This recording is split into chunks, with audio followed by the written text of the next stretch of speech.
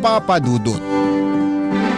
Magandang araw po sa inyo at sa lahat ng sumusubaybay sa Barangay LS. Ang inyong programa ay ang kasama ko sa pang-araw-araw. Tuwing nagluluto, naglalaba, naglilinis, at kahit sa mga simpleng gawain ay kasangga ko po ang Barangay LS. Kaya ako po napagdesisyonan na magsulat ng liham sa inyo dahil talagang nakaka-relate ako sa mga kwento ng buhay na napapakinggan ko sa inyong programa. Ako nga pala si Olivia. Pagdating naman po sa sarili ko ay hindi po sa pagmamayabang. Pero madalas pong sinasabi ng iba na hindi daw halata sa aking itsura na mahirap ako. Ayon sa kanila, matangkad ako, maganda at maamo ang aking mukha. Pero ang hindi nila alam ay pinanganak at lumaki po ako sa isang maliit at magulo na barangay sa Tondo. Naranasan ko po ang buhay na kadalasan ay pagpag lang ang kinakain namin upang makatuwid sa pang-araw-araw. Pagpag po na siya ring hanap buhay ng aking mga magulang. Ako po ang panganay sa aming magkakapatid at dahil sa hirap ng buhay ay hindi po ako nakapagtapos ng high school.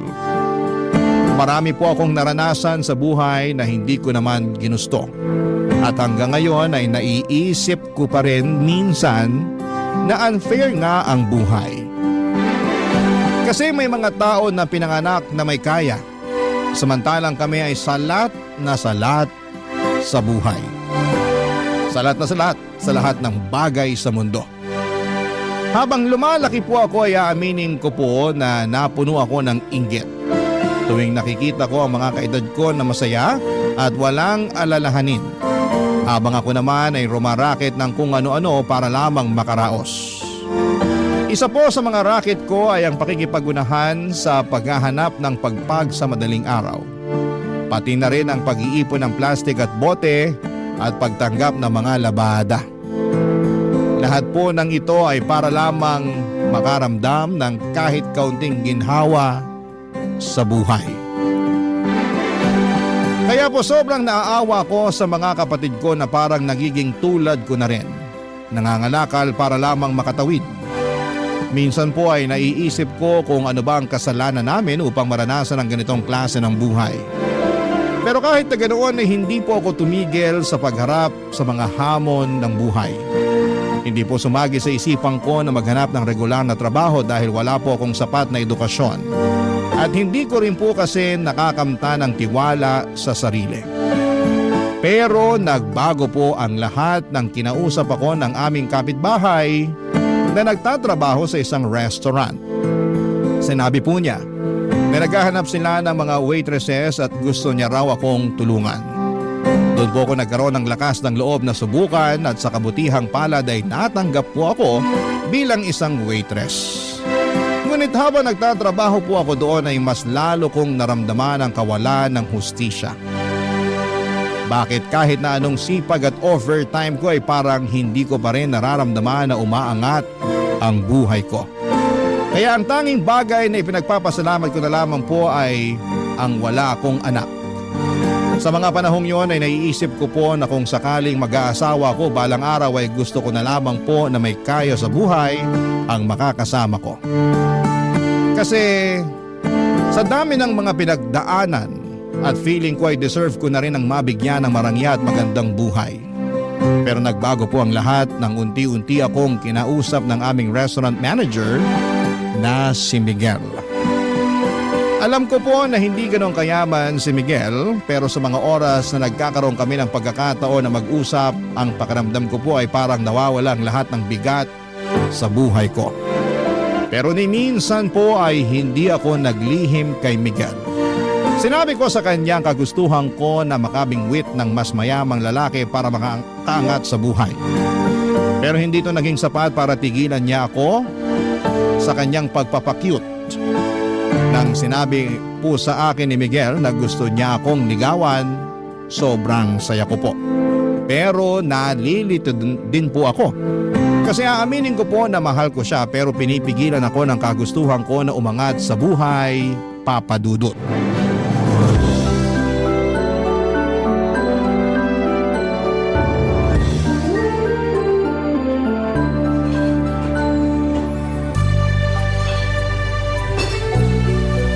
Okay guys, 4 minutes na lang at magsasara na tayo. Linisin nyo na ang mga kailangan linisin para makauwi na tayo. Olivia, sandali lang. Pwede ba kitang makausap? Oo naman sir, ano pong kailangan nyo? Ano ka ba? Sinabi ko na naman sa'yo na tigil-tigilan mo nang kakatawag sa akin ng sir. Miguel na lang. Pero boss kita eh. Nakakailang naman kung Miguel ang itatawag ko sa'yo dito, 'di ba? Baka mamaya sabihin pa ng iba nating kasama dito na pinapaboran mo ko. Kung yan ang gusto mo, sige, ikaw bahala. Pero Olivia, may itatanong sana ako sa'yo. Ano naman yon? Kailan mo ba ako sasagutin? Ha? Nagpapatawa ka ba? Olivia, 8 months na ako nanliligaw sa'yo. Ano? Nililigawan mo pala ako? Hindi sa nanunumbat ako pero palagi kitang niyayaya na sabayan ako mag-lunch. Tapos paminsan-minsan sabay pa tayong nagko-commute pa uwi. Tapos nililibre rin kita. Sandali lang. Nililigawan mo pala ako sa lagay na yan? Paano ba dapat? Sir, Miguel, aaminin ko na magaan ang loob ko sa'yo. Hindi ko naalala ang mga problema ko tuwing kinakausap mo ko at mas nagaganahan ako magtrabaho dahil sa'yo. Pero hindi na naman sikreto sa'yo yung priority ko sa buhay, 'di ba? Alin dun? Yung makapangasawa ka ng mayamang lalaki? Olivia naman, hindi lahat ng bagay ay nabibili ng pera. Madali lang para sa'yong sabihin yan kasi hindi mo naman naranasan yung nararanasan ko eh. Sawang-sawa na ako sa buhay ng isang kahig, isang tuka. Yung tipong kahit anong kayod ko, hindi pa rin ako umaasenso. Wala rin naman ako magagawa kasi hindi naman ako nakapagtapos ng pag-aaral. Tapos karamihan pa ng trabaho dito sa Pilipinas, naghahanap ng college graduate o di kaya college level. Sobrang swerte ko na lang talaga at nakapasok pa ako dito sa restaurant. Hindi naman mahalaga sa akin ang estado mo sa buhay eh. Kung bibigyan mo lang ako ng pagkakataon, pareho nating pagsisikapan ang mga gusto nating makamit sa buhay.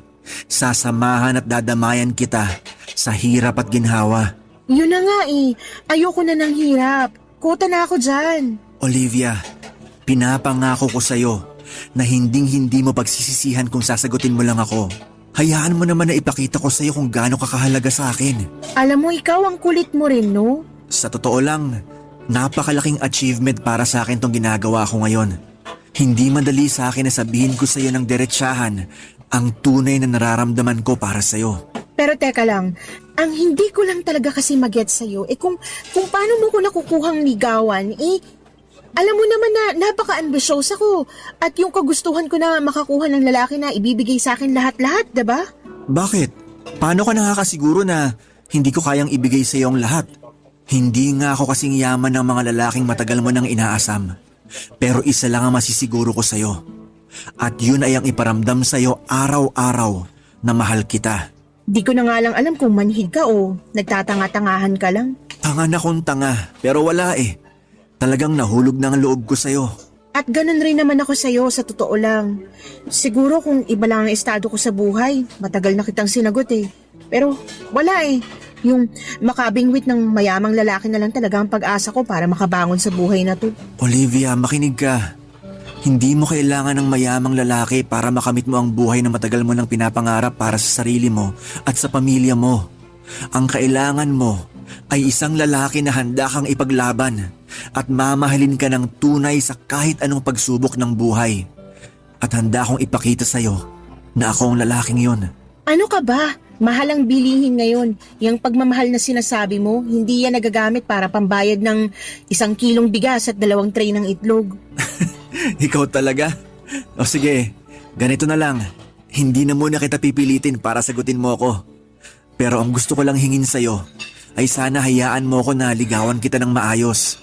Para at least makita at ma-realize mo man lang kung gaano kita kamahal. Kulit mo talaga. Sige nga, paano kung mag-iisang taon mo na akong nililigawan at hindi pa rin kita sinasagot? Okay lang, take your time. Ang mahalaga lang naman sa akin ay yung payagan mo ko na ligawan kita. Napaka-confident mo naman yata. Paano ka nakakasiguro na sasagutin kita? Hindi ka ba natatakot na baka masayang lang yung oras at pagod mo? Hindi. Kasi nagbabakasakali ako na kapag nakita mo na kung gaano kakahalaga sa akin, baka magbago ng isip mo at mawala na yung kagustuhan mo na makabingwit ng mayamang lalaki. Kaya, sige na.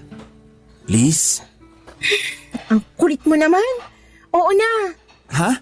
Pumapayag na ako na ligawan mo ko. Sa wakas! Thank you, Olivia! Promise, hindi mo pagsisisihan to.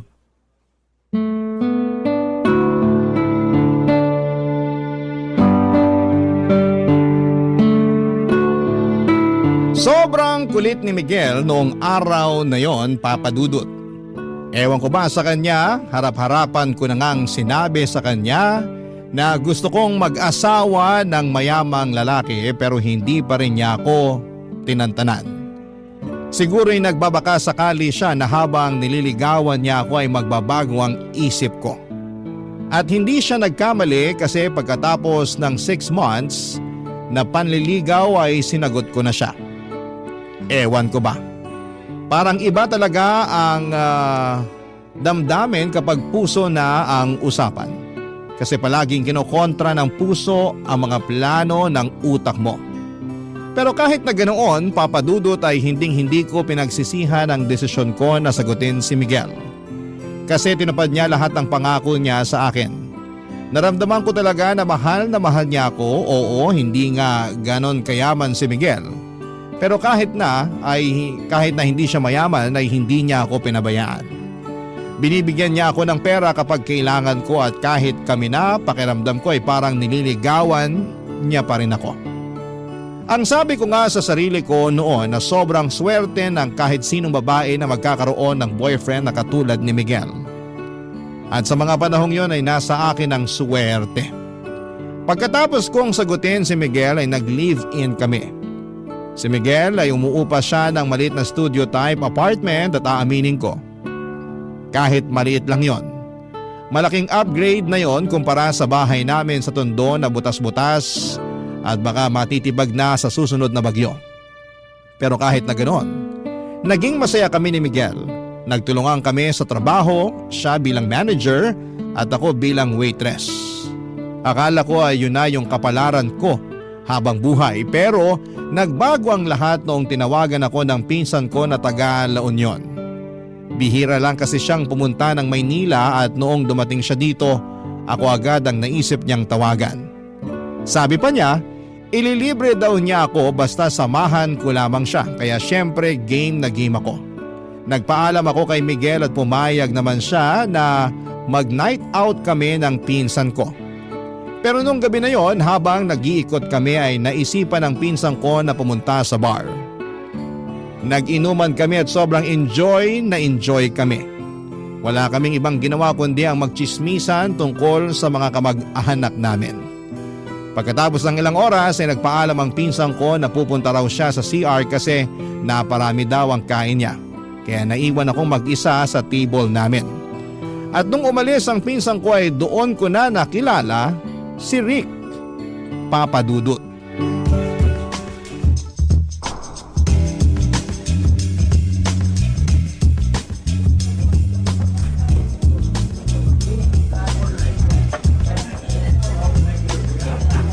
Hello, miss.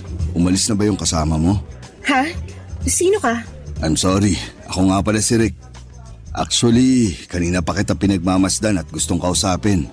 Pero hindi nga lang ako makatsyempo kasi nandito yung kasama mo kanina. Pinsan ko yun. Pumunta lang ng CR yun pero babalik din yun dito maya-maya. Teka lang, sino ka ba? Ba't mo ko kinakausap? Ano kailangan mo sa akin? Miss, relax ka lang. Ang dami mo namang tanong. Sino ba naman ang hindi magtataka at mapapatanong? Bigla-bigla mo na lang ako kinakausap. Wow, mas maganda ka pala sa malapitan. Layuan mo nga ako, hindi kita type. Hindi na ako magpapaligoy-ligoy pa. Nagagandaan ako sa'yo, tapos sobrang sexy mo pa. Tipo ko yung mga babaeng katulad mo. I'm sorry, pero may... Teka lang, ba't ba ako nag-i-explain sa'yo? Pag sinabi kong layuan mo ko. Ganun lang kasimple yun. Matuto kang tumanggap ng rejection. Ang pangit-pangit mo pero ang lakas ng loob mo ha. Diyan ka na nga. 20,000 pesos. Ha? 20,000 pesos para makasama kita ng isang buong gabi. Ano akala mo sa akin, pok-pok? Aanhin ko naman yung 20,000 mo. Sa itsura mo pa lang mukhang may nakakahawa ka ng sakit. Wala akong balak na mag-staycation sa ospital kaya maiwan na kita dyan, okay? Wala akong nakakahawang sakit. Miss, paano kung sabihin ko sa'yo na gusto kitang maging sugar baby? Sugar ano? I see. Hindi mo alam ang ibig sabihin ng sugar baby.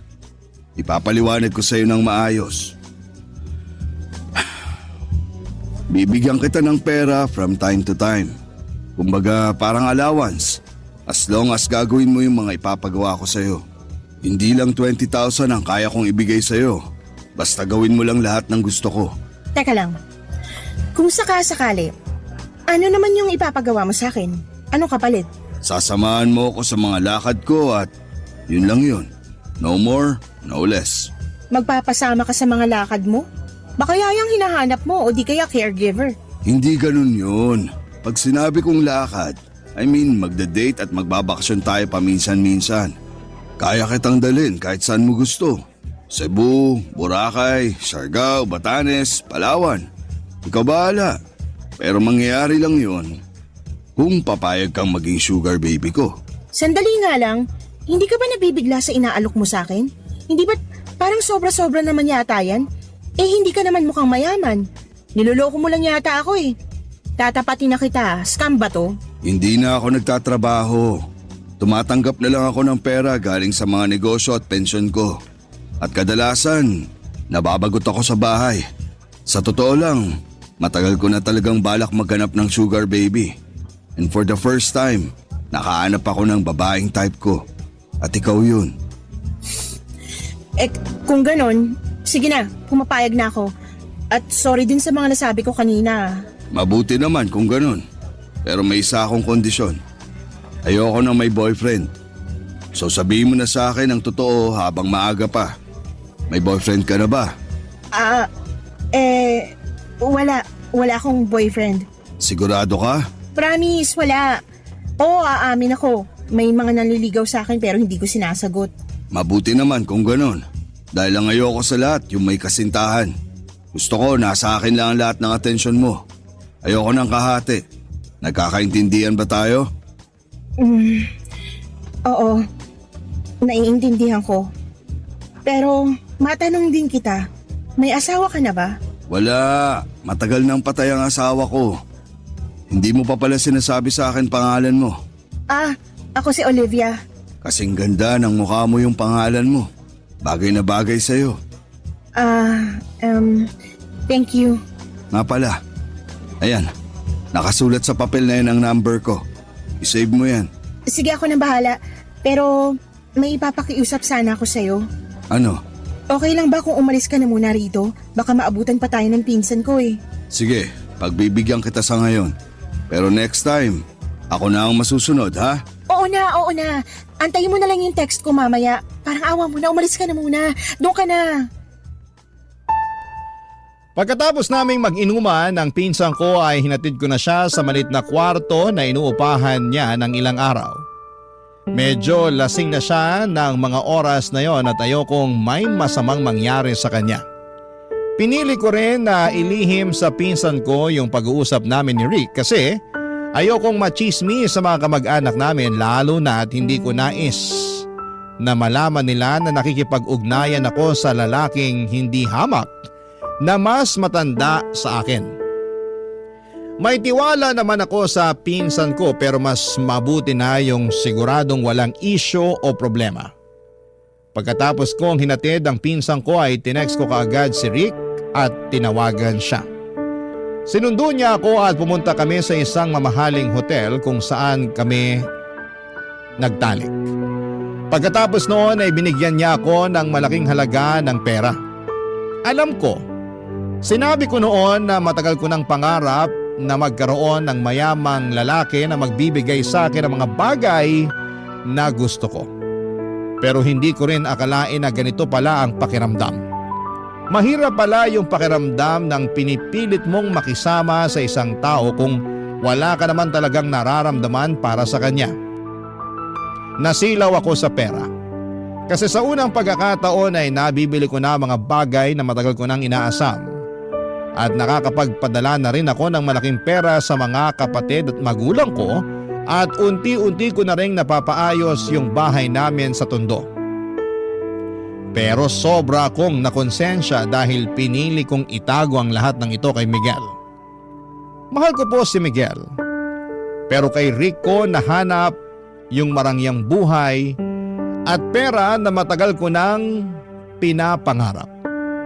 Kung pwede lang sana na iisang tao na lamang si Miguel at si Rick ng mga panahon na yon, baka hindi na ako nahirapan pa, Papa Dudut. Barangay Love Stories. Barangay Love Stories. Habang tumatagal ay mas lalong naging agresibo si Rick sa akin. Parang gusto niya lahat ng mga pinapagawa niya sa akin ay natutupad kaagad. At kapag hindi ko nagagawa yung mga gusto niya ay nagagalit siya. At paminsan-minsan ay umaabot na siya sa punto ng pananakit. Nasampal na niya ako ng 3 beses pero tinitiis ko yon at hindi ko na inisip ang pisikal na sakit dahil sa malaking halaga na natatanggap ko sa kanya. Wala pong kaalam-alam si Miguel na patuloy ko pa ring pinagsasabay ang pagiging jowa niya at pagiging sugar baby ko kay Rick. Ang hirap na hatiin ang sarili ko sa 2 tao. Si Miguel mabait pa rin siya sa akin as usual at habang tumatagal ay mas lalo akong nahuhulog sa kanya. Wala akong problema sa kanya at talagang ramdam ko ang pagmamahal niya sa akin. Pero itong si Rick, siya yung sobrang nakakainis na at nakakasakal. Para bang hindi ko na siya kayang respetuhin dahil sa ugali niyang hindi na maipaliwanag. Mayaman nga siya pero mabilis magalit. Sa totoo lang, yung gwapo lang sa kanya ay yung wallet niya lang. Yung mukha at ugali niya parehong pangit. Pero sa kabila ng lahat ng yon ay pinagtiisan ko siya dahil nagagawa ko ang mga bagay na gusto kong gawin ng dahil sa perang ibinibigay niya. Pero paminsan-minsan ay nawawalan ako ng gana na replyan si Rick kaya't hindi na rin nakapagtataka na nagagalit siya. Pero isang araw ay umuwi ako kaagad pagkatapos ng shift ko habang si Miguel naman ay nag-overtime. At pagka-uwi ni Miguel sa apartment namin nawindang ako sa nakita ko. Puno ng pasa ang mukha ni Miguel. Ang takot at guilt na naramdaman ko ay hindi ko kayang ilarawan. Dito ko lang na-realize kung gaano kalaki yung problemang ginawa ko nung ikinuwento na sa akin ni Miguel ang lahat-lahat, Papa Dudut.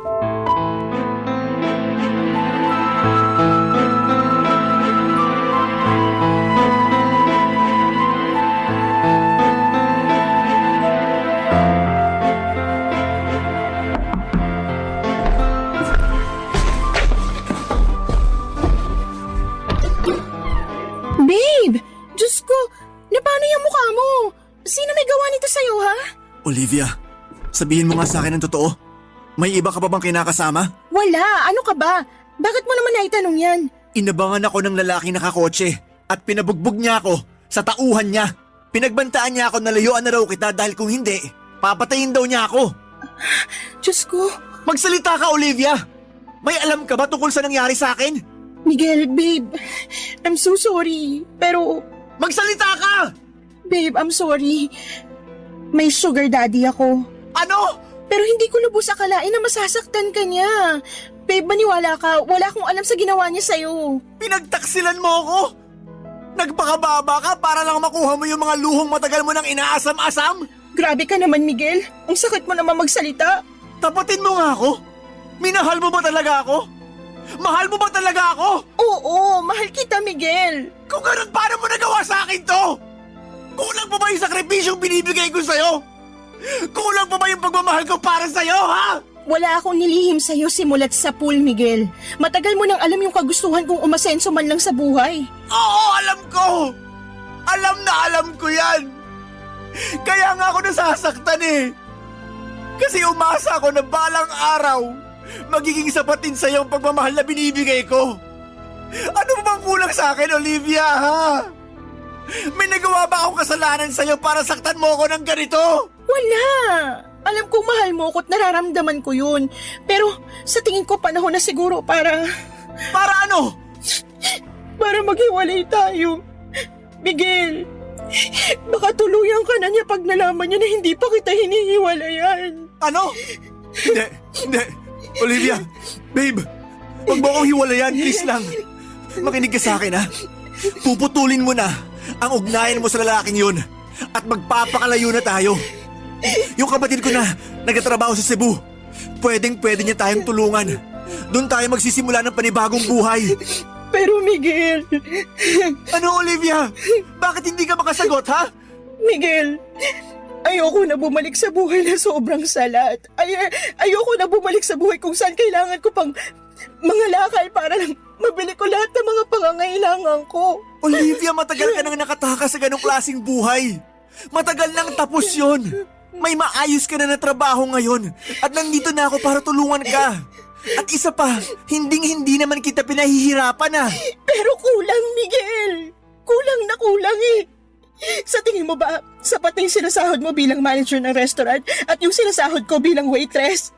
Miguel, kahit pagsama-samahin pa natin yung sinasahod natin, hindi nun matutumbasan ang pera na binibigay sa akin ni Rick. Nagmamakaawa ko sa'yo. Hiwalayan mo na ang lalaking yun.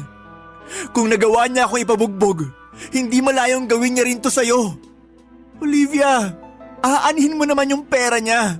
Kung araw-araw naman nanganganib yung buhay mo sa mga kamay ng hayop na yun. Sa totoo lang, mas pipiliin ko na lang na mamatay ako sa mga kamay niya kaysa mamatay ako sa gutom. Olivia naman, kayang-kaya kitang buhayin.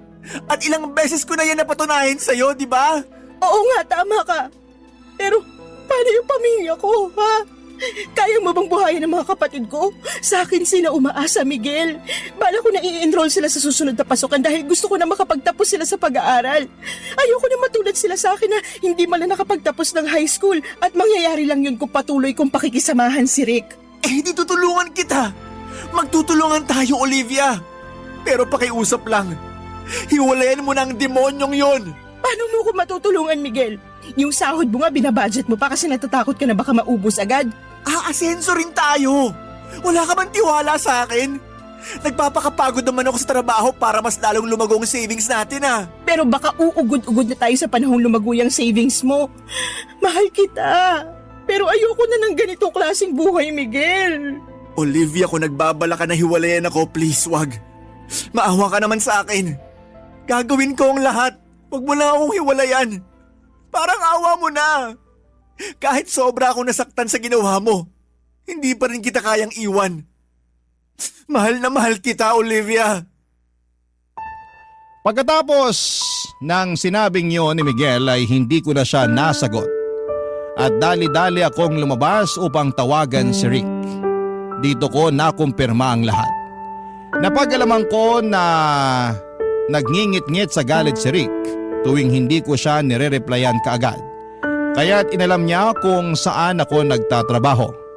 Kasabay noon ay nalaman niya na si Miguel ang boyfriend ko at pareho kami ng pinagtatrabahuhan na restaurant. Hindi sinabi ni Rick kung paano niya nalaman pero malakas ang kutob ko na sa Facebook niya nakuha ang lahat ng yon. Kinilabutan ako sa mga nangyari dahil hindi ko akalain na aabot si Rick sa puntong halos patayin na niya si Miguel, Papa Dudut.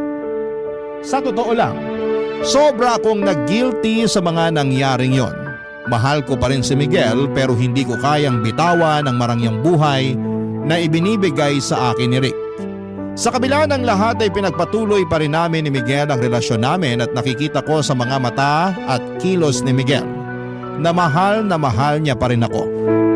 Pero ramdam ko rin kung gaano siya kalungkot at nadismaya sa desisyon kong ipagpatuloy ang ugnayan ko kay Rick. Bumili siya ng mga gamit na pang self-defense para sa aming dalawa tulad ng pepper spray at taser. Kitang-kita ko kung gaano siya ka-traumatize at sa mga panahong yon ay hindi ko matanggap na siya pa ang nagkakaroon ng ganitong takot at pangamba dahil lamang sa mga naging desisyon ko. At sa takot ko na baka balikan ni Rick si Miguel ay nagsinungaling ako at sinabi ko kay Rick na hindi na ako makikipagkita kay Miguel at mukhang naniwala naman siya.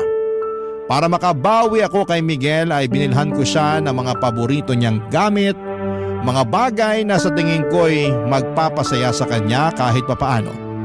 Pero hindi niya tinanggap ang mga ito, siguro dahil alam niya na pera ni Rick ang pinambili ko dito. Patuloy pa rin siya sa pagkumbinsi sa akin na sumama sa kanya sa Cebu para makapag-umpisa kaming muli at makalimutan naming pareho ang lahat ng mga nangyari. Pero nag-alinlangan ako na pumunta ng Cebu kasi kahit mahal ko si Miguel, ay naibibigay naman ni Rick sa akin lahat ng gusto ko dito sa Maynila. At hindi ko alam noon ay may isa pang mangyayaring mas mahirap at mas masakit pa kesa sa lahat ng ito. Ang mga desisyon ko ay magdudulot pa ng mas malalim na sugat sa aking puso at buhay. At hindi ko pa noon alam kung paano ko haharapin ang mga pagsubok na darating sa akin, Papa Dudut.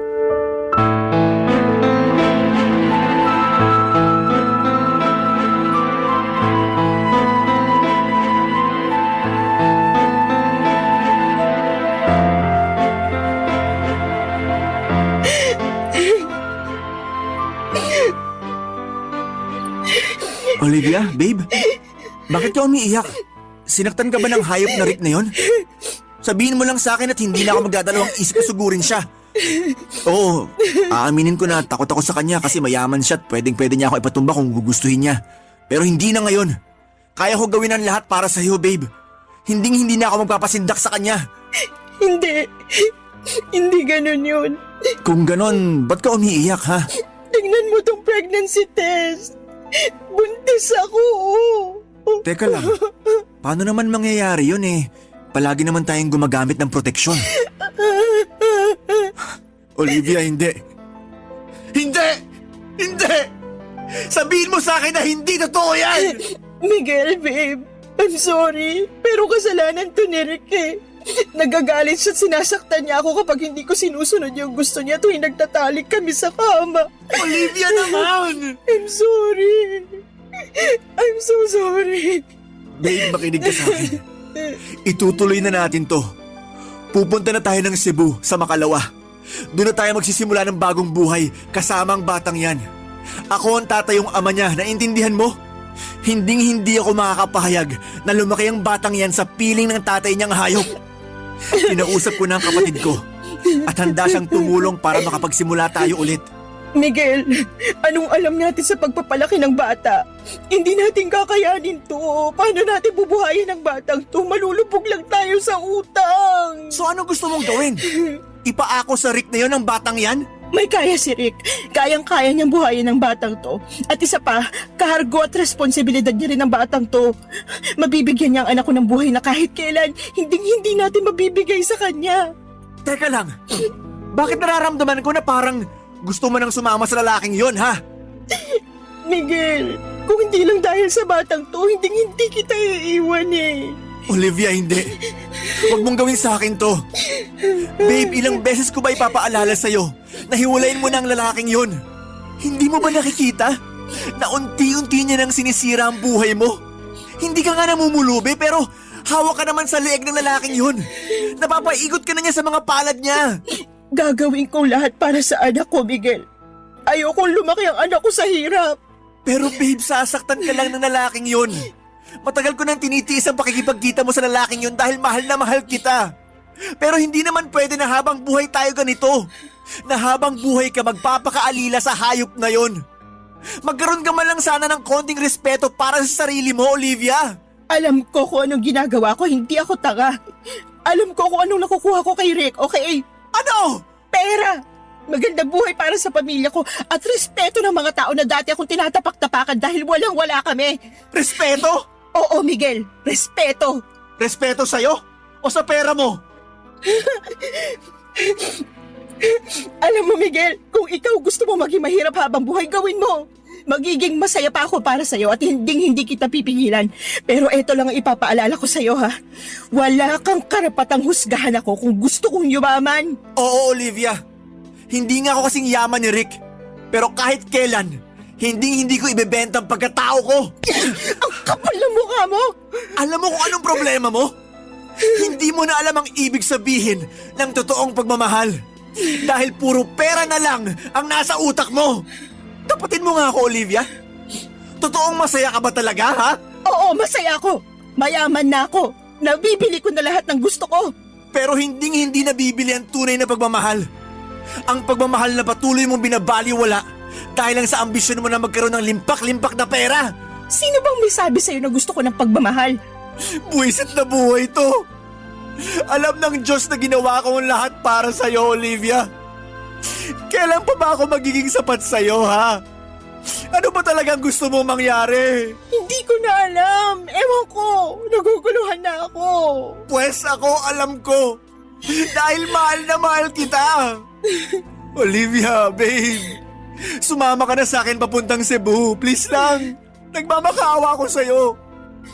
Gawin mo to para sa akin. Para sa sarili mo. At para sa magiging anak natin. Handa akong ituring ang batang yan na parang anak ko na rin. Basta sumama ka na lang sa akin, please. Miguel, kung hindi ako lalayo, patuloy lang kitang mamahalin. At alam ko na masasaktan lang ako, masasaktan lang tayo. Kasi wala sa'yo yung buhay na gusto kong makamit eh. Olivia. Wala nang patutunguhan to. Tigilan na natin to, Miguel. Aalis na kami ng anak ko bukas ng umaga. Buo ng desisyon ko at wala ka nang magagawa doon. Papadudot, aminin ko po na sobra kong nasaktan sa naging desisyon ko na hiwalayan si Miguel. At kahit na mahal ko siya, sa palagay ko, ang dahilan kung bakit natiis ko at nagawa ko pa rin siyang iwanan ay dahil sa trauma. Yung trauma na mula sa pagkabata, sobrang kapos ako at hirap na hirap sa buhay. Yung trauma na kapag wala kang pera ay lalait-laiting ka at tatapak-tapakan ka ng mga tao ng paulit-ulit. Yung trauma na palagi mong ipinagdarasal na sana ay hindi tumirik ang mga mata mo sa gutom. Na sana kahit papaano ay may makain ka. Yung trauma na hindi ka na nandidiri sa pagpag dahil eto na ang nakasanayan mong kainin. Oo, minahal ko si Miguel ngunit hindi ako nakontento sa buhay bilang waitress. Hindi naging sapat ang pagmamahal niya para makontento ako sa kinakalagyan ko. Siguro kung naging kasing yaman lang ni Miguel si Rick ay hindi ko na siya nagawang hiwalayan pa. Pero wala eh. Hindi sapat ang kinikita ni Miguel bilang manager ng isang restaurant para mabigyan ako ng maginhawang buhay. At ako naman ay pagod na sa pagiging silbidora. Kung sakali man na sasama ko kay Miguel papunta ng Cebu ay ganon pa rin ang mangyayari. Kakailanganin ko pa rin na magtrabaho para lamang matustusan ang pang-araw-araw namin lalo na ngayon na may anak na ako. Siguro po noong gabing hiniwalayan ko siya ay sobra akong nataranta dahil napag-alaman kong buntis ako. Sobrang daming tanong ang bumabagabag sa isipan ko ng mga panahong yon. Ang paulit-ulit na tumatakbo sa isip ko noong mga panahong yon ay kung paano ko mabibigyan ng magandang buhay ang magiging anak ko. Ang nasa isip ko lang noon ay bahala na kung saktan ako ni Rick. Basta maging maayos lang ang buhay ng anak ko. Ayokong ipalaglag ang bata at mas lalong ayoko na mabuhay siya na nakakaranas ng hirap na naranasan ko. Ayoko siyang lumaking salat sa buhay. Yan po ang naging dahilan kung bakit nagawa kong iwan si Miguel. Noong madaling araw po ay tahimik akong lumabas ng apartment ni Miguel, dala ang isang malaking maleta at tinawagan ko si Rick. Sinabi sa akin ni Rick na may kondo siya sa Taguig at doon ko raw siya i-meet. Nang mga oras na yon ay hindi na ako nagdalawang isip pa. Naglaho ako na parang bula sa buhay ni Miguel.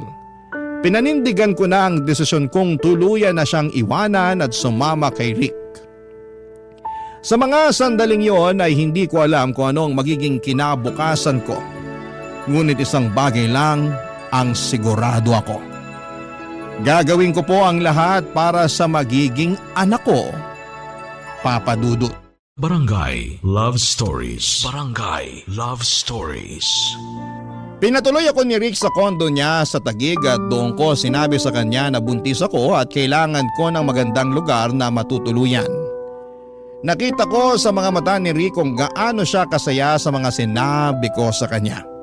Hindi ko maiwasang mapansin na parang isang malaking bigat ang nawala sa kanya. Buong akala ko ay magagalit siya na buntis ako pero hindi at mas lalo pa siyang natuwa. Nang mga panahong yon ay hindi ako nagsisi sa desisyon kong iwanan si Miguel. Siguro ay marami sa mga kabarangay natin ang magagalit sa ginawa ko at marami sa kanila ang baka magsabi na boba, gaga o mukhang pera ako at malamang ay hindi nila ako maintindihan. Pero aminin na po natin na sobrang hirap na ng buhay ngayon. Yung 1,000 pesos ay bihira ng umabot ng 3 araw. Kung ang mga college graduate nga ay nahihirapan na maghanap ng trabaho o nagtitiis sa trabaho na hindi kalakihan ng sahod, paano na lamang ang katulad ko na hindi man lang nakapagtapos ng high school? Uulitin ko, sobrang hirap ng buhay ngayon. Kahit mga trabaho tulad ng pagiging janitor ay hinahanapan na ng high school diploma. Kaya noong mga panahong yon ay ginawa ko na lang ang tingin kong praktikal at makakabuti para sa anak ko. Gusto ko lang na mabigyan siya na maginhawang buhay at hindi ko ginusto na mabuo ang anak ko, pero andito na to. At kahit kailan ay hindi sumagi sa isipan ko ang ipalaglag siya. Ang tanging magagawa ko na lamang ay ang magsakripisyo para sa kabutihan ng anak ko. At ang sakripisyong yon ay ang tuluyan ng iwanan si Miguel para kay Rick. Nang gabing yon, nang pumunta ako sa kondo ni Rick sa Taguig ay halos hindi na kami nakatulog dahil pinag-uusapan na namin ang mga susunod na hakbang sa buhay namin. Tinutok namin ang mga plano para sa hinaharap, lalo na ngayon, at dala-dala ko na ang anak namin ni Rick. Ibinahagi ni Rick ang kanyang mga plano para sa amin at sa anak ko at naramdaman ko na parang tunay talaga siya na nagmamalasakit sa pagbubuntis ko. Na parang ang bawat usapan namin ay nagiging isang hakbang patungo sa mas magandang kinabukasan. Nang mga panahong yon, araw-araw kong ipinagdarasal na sana'y ituring na ako ni Rick hindi lang bilang isang sugar baby, kundi bilang isang tunay na asawa dahil na rin sa magiging anak namin. Kasi kahit papaano ay gusto ko naman na magkaroon ng happy family ang bata. Oo, aaminin ko na di hamak na mas gwapo si Miguel kay Rick, pero ewan ko ba, Papa Dudut. Habang tumatagal ay nawala na ako ng pakialam sa itsura ni Rick. Ang nagagawa nga naman ng pera, may kakaibang epekto ito sa tao. Sa puntong hindi mo na alam kung ano ang totoo at kung ano ang tama.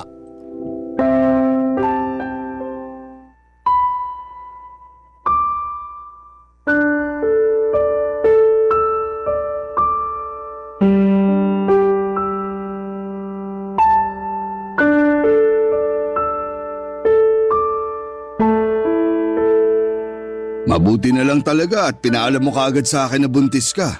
Oo, at alam ko rin naman na mabibigyan mo ng magandang kinabukasan tong batang to eh. Exactly. Kaya tama lang ang desisyon mo na lapitan ako. Alam mo, sa totoo lang, hindi ko talaga inaasahan na mabubuo tong bata na to. Pero wala na akong magagawa, kaya sana tulungan mo ko. Hindi ko kaya palakihin ng batang to na mag-isa. Makakaasa ka, Olivia. Hindi ko kayo pababayaan. Salamat naman. Huwag ka na masyadong mag-alala. Makakasama sa'yo yan. Pero sandali lang, Rick. Paano nang magiging setup natin ngayon? Siyempre iba na ngayon kasi magkakaroon na tayo ng baby, di ba? Huwag kang mag-alala, Olivia. Pananagutan kita at ang batang yan. Aalagaan kita hanggang sa mga anak ka. Dito na kayo ni baby titira sa kondo. Solong-solo nyo na ang kondo na to. Ha? Kami? Bakit ikaw? Hindi ka ba titira dito kasama namin? Yung mga negosyo ko kasi paminsan-minsan. Alam mo naman, kailangan asikasuhin. Kaya huwag ka na magtaka kung may mga panahon na madaling araw na ako makakauwi dito. O di kaya may mga araw na hindi na ako matutulog dito. Ganun ba? Sayang naman. Gusto ko sanang nandito ka palagi para maasikaso natin pareho si baby eh. Huwag ka nang mag-alala. Alam mo naman siguro na sa negosyo ko nang gagaling ang limpak-limpak na pera na binibigay ko sa'yo, di ba? Paano na tayo kung babaliwalain ko ang mga negosyo ko? Yung pension mo, hindi pa ba sapat yun? Ano ka ba? Baril lang yung pension ko kumpara sa mga kinikita ko sa mga negosyo ko. Sige, ikaw nang bahala. Basta yung sustento ko ha. Ako na bahala doon. Sa katunayan yan, mas lalakihan ko pa ang binibigay kong pera sa'yo dahil buntis ka. Hindi ka pwedeng ma-stress. At gusto ko na nabibili mo lahat ng mga gusto mo para sa magiging baby natin. At syempre, para na rin sa sarili mo. The best ka talaga. Pero sandali lang. Sigurado ka ba na hindi na kayo nagkikita ng Miguel na yon? Ha? Bakit mo naman naitanong yan? Naninigurado lang. Kasi sa susunod na makita ko pa yung lalaki na yan na aaligid-aligid sa'yo, hindi na ako magdadalawang isip na tuluyan yun. Sinasabi ko sa'yo. Ano ka ba naman, Rick? Matagal na kaming tapos ni Miguel. Simula nung ipabugbog mo siya, hindi ko na siya nilapitan at agad-agad na ako nakipaghiwalay sa kanya. Siguraduhin mo lang, Olivia. Kasi kapag nalaman ko na nagsisinungaling ka, tatamaan ka sa akin. Ito naman sobrang seloso. Promise, kahit tingnan mo pa tong cellphone ko, wala kang makikita na kahit ano tungkol kay Miguel kasi matagal na kaming wala. Mabuti naman kung ganun. Ay, wag na nga natin pag-usapan yun. Nandito na ako, 'di ba? Sayong-sayo na ako. Tulad ng matagal mo nang gusto. Teka lang, saan ka nga pala tumutuloy nung naghiwalay kayo ng Miguel na yon? Pinapangako ko sa'yo, Olivia. Tatamaan kayo pareho ng lalaking yun sa akin kapag nalaman ko na niloloko mo lang ako. Ano ka ba? Oo sige, aaminin ko. Kay Miguel ako tumitira nung kami pa. Pero nung naghiwalay na kami, doon na ako sa pinsan ko sa Novaliches nakikitira. Siguraduhin mo lang na totoo yung mga sinasabi mo. Dahil ang ayoko sa lahat, yung pinaglalaruan ako. Payakap nga. Eto naman sobrang seloso. Pinapangako at sinisiguro ko sa'yo na hindi na kita bibigyan ng rason para magselos pa. Sige na, okay na. Naniniwala na ako sa'yo. Nga pala. Oh, etong allowance mo. 40,000? Para saan to? Kung dati, once or twice a week lang kita binibigyan ng pera, pues, ngayon masanay ka na araw-araw na kitang bibigyan ng pera. Iba na ang sitwasyon ngayon. May anak na tayo at gaya nga ng sinabi ko, ayokong nasistress ka. Ibang klase ka talaga. Amazing. Walang makakatalo. Ano kayang gagawin ko dito? Ay, alam ko na. Mamimili ako ng mga gamit ng bata. Crib, baby bottles, lampin, lahat-lahat na. Sumama ka na kaya sa akin? Nako, ikaw na lang. May kailangan pa akong asikasuhin bukas. Ay, ano ba yan? Bukas ka agad? Ipagpaliban mo na muna yan. Sige na naman Sumahan mo naman ako. Ang kulit mo naman! Sinabi ng busy ako eh. Sige na, huwag ka na makulit. Sige na nga, hindi na kita pipilitin. Sorry kung napagtaasan kita ng boses. Sa susunod kasi, huwag ka na makulit. Sige, ganito na lang. Babawi ako sa'yo. Pupunta tayo ng Baguio this weekend. Okay ba yon? Natuloy kami sa Baguio noong weekend na yon, Papa Dudut. Eto na yon. Eto na mismo ang buhay na matagal ko nang pinapangarap, yung buhay na kaya kong bilhin ng lahat ng nakikita ng mga mata ko. Yung makapunta sa mga lugar na hindi ko pa nararating noon. Yung wala akong ibang iniintindi kundi ang mag-enjoy at mag-explore. Pero kahit nakuha ko na ang buhay na gusto ko ay bakit ganon? Bakit parang may kulang pa rin? Sa totoo lang, dapat ay masaya ako dahil hindi ko na kailangang mag-alala tungkol sa pagbubuntis ko. Kasi sa wakas ay maibibigay ko na sa anak ko ang lahat ng gusto at pangangailangan niya. Pero sa kabila ng lahat ng ito ay para bang may isang malaking bagay na kulang pa rin. Siguro nga dahil magkaiba ang pakikitungo sa akin ni Miguel kumpara kay Rick. Noong nagtatrabaho pa ako bilang waitress, palagi akong inaasikaso ni Miguel. Siya pa yung nagluluto ng almusal namin at siya rin ang naglilinis ng bahay para hindi na ako mapagod. Samantalang si Rick ay palaging wala sa kondo at ang ginagawa lang niya ay ang magbigay sa akin ng pera. Sa totoo lang, nagsimula na akong makaramdam ng pagkabagot. Wala akong ibang makausap sa kondo kundi ang sarili ko.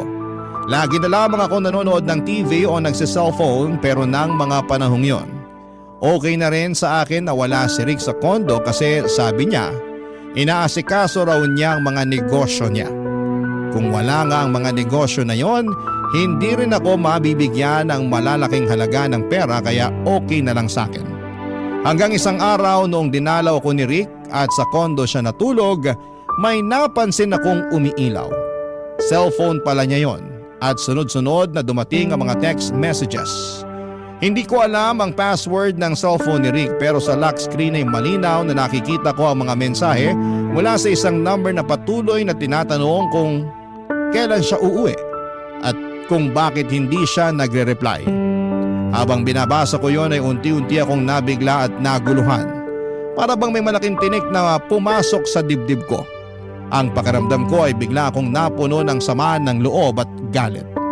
Sa sobrang pagkabigla ko ay hindi ko na napigilan ang sarili ko at hindi ko na pinagpabukas pa ang kumprontahin siya tungkol dito. Dumulog ako sa kanya ng diretsyo kahit pa may takot at pangambang baka masaktan ako ni Rick sa gagawin kong pagkumpronta sa kanya, Papa Dudut.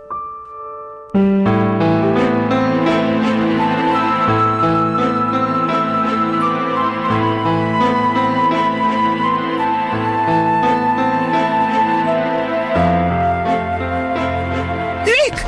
Walang iya ka! Gumising ka! Ano to, ha? Bumangon ka dyan! Sagutin mo ako! Ano to? Olivia, Sino ano to? ba? Sagot! Natutulog yung tao eh. Sagutin mo ako! Sino to naghahanap sa'yo? Ba't tinatanong nito kung kailan ka uuwi? Ano bang pinagsasasabi mo dyan, ha? Ang kapal ng mukha mo para magmaang-maangan! Hayop ka! Hoy, ba't mo binato ang cellphone ko, ha?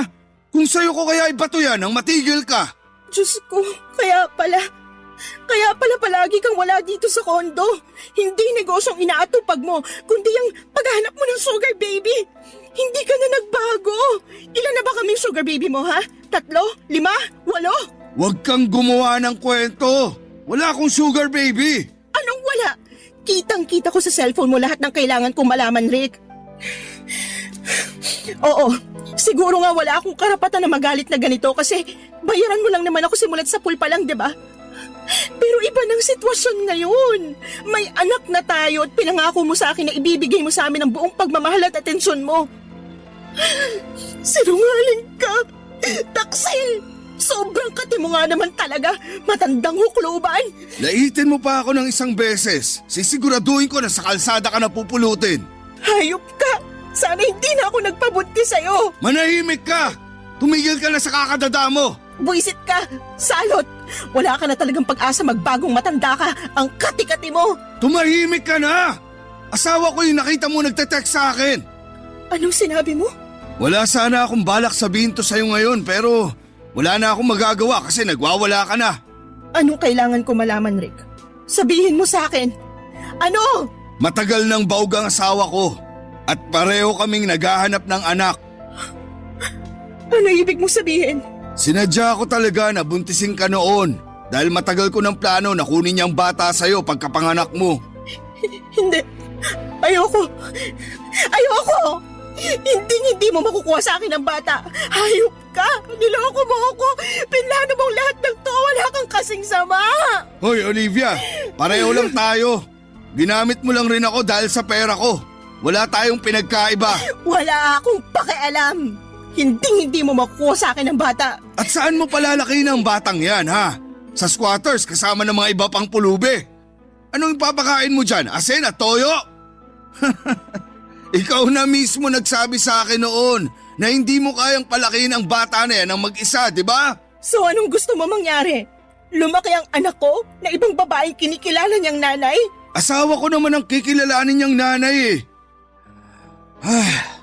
Hindi ko pa sana sasabihin sa'yo ito eh. Pero andito na to, kaya dediretsuhin na kita. Willing akong magbayad ng malaking halaga. Basta ipaampon mo lang sa akin ang bata pagkapanganak mo. Ano? Hindi ako makakapayag. Alam ba ng asawa mo tong mga pinagagagawa mo, ha? Wala siyang alam at hindi niya na kailangang malaman pa. Paano kung sabihin ko sa asawa mo tungkol sa atin, ha? Ang kapal ng mukha mo para lokohin ako ng ganito? Sige, gawin mo. Pag nalaman ng asawa ko ang tungkol sa atin, masisira ka rin. Ibubunyag ko sa lahat na ikaw ang naging kabit ko. At kapag nagdemanda siya, madadamay ka. Kung gusto mong sirain niyang buhay mo, sige, gawin mo. Magsumbong ka. Ang kapal ng mukha mo para magalit nung natuklasan mo yung tungkol sa amin ni Miguel. Sinabi mo sa akin noon na wala kang asawa. 500,000. Ano? Ipaubaya mo na yung anak mo sa amin ng asawa ko pagkapanganak mo. At bibigyan kita ng kalahating milyon. Hindi. Ang kapal ng mukha mo. Ayoko. Manigas kang hayop ka. Kaya ko pang dagdagan yan kung gusto mo. Ako ang tunay na ama ng batang yan. At handa ako magbayad ng malaking halaga para mapasamin siya. Alam mo, awang-awa ako. Hindi sa'yo kundi sa asawa mo. Hindi niya alam na may asawa siyang manloloko at maduming maglaro. Kasing dumi ng pagmumukha mo. Ang totoo niyan, matagal na ako nagdidiri sa'yo eh. Duming-dumi ako sa sarili ko tuwing hinahalikan mo ko. Pinakisamahan lang kita ng dahil sa pera mo. Eh di inamin mo rin. Inamin mo rin na wala tayong pinagkaiba. Kaya sige na, pumayag ka na. Ibigay mo na sa akin yung batang yan pagkapanganak mo. Manigas ka! Wag na wag mo akong susundan. Maghanap ka ng ibang lolokohin mo. Nagmukha lang akong matapang ng gabing yon, Papa Dudut, pero ang totoo niyan ay sobra akong natakot kaya dali-dali akong umalis. Malakas din ang loob ko noon kasi alam kong hindi makakapag-iskandalo si Rick. Maraming tao sa kondo na yon at kung gusto ko ay pwede ko siyang ipakaladkad sa mga guard sa ibaba kung may gagawin siyang masama sa akin, Papa Dudut. Pagkatapos noong araw na yon ay hindi na ako nagparamdam kay Rick. Tinapon ko yung SIM card ko at bumili ako ng bago. Gaya ng sinabi ko ay hindi ko inaasahan na magkakaroon ako ng anak kay Rick. Pero habang unti-unti ko nang nararamdaman, ang bata sa tiyan ko ay parang unti-unti na rin siyang napamahal sa akin. Kaya naman sobrang gulat at galit ko noong nalaman kong may asawa na pala si Rick at may balak pa siyang kunin sa akin ang bata pagkatapos kong manganak. Mabuti na lamang at natuklasan ko ang lihim ni Rick kasi kung hindi ay baka kung ano pa ang nangyari sa akin at sa anak ko. Hindi ko kakayanin na malayo sa anak ko. Bumalik ako sa bahay namin sa Tondo at mabuti na lamang talaga at hindi ko sinabi kay Rick yung tungkol sa bahay namin noon. Kasi kung hindi baka nasundan na niya ako noon. Nagulat sila mama, papa at mga kapatid ko noong sinabi ko sa kanila na buntis ako. Ikinuwento ko sa kanila lahat ng pinagdaanan ko at sobrang naaawa sila sa akin at tinanggap pa rin nila ako. Ngayon ay nagtatrabaho na ako bilang cashier sa isang maliit na grocery store na malapit lang sa bahay namin. Pinapaaral ko na rin ang mga kapatid ko at dalawa sa kanila ay nasa high school na at yung dalawa naman ay senior high na. Opo, aaminin ko na naging mahirap.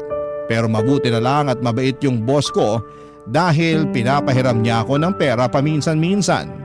Sinananay naman po ay tumigil na sa pagtitinda ng pagpagad sa awa ng Diyos. May maliit na sila na karinderya at pinagtutulungan na lang namin yung pambayad at tuition fee ng mga kapatid ko.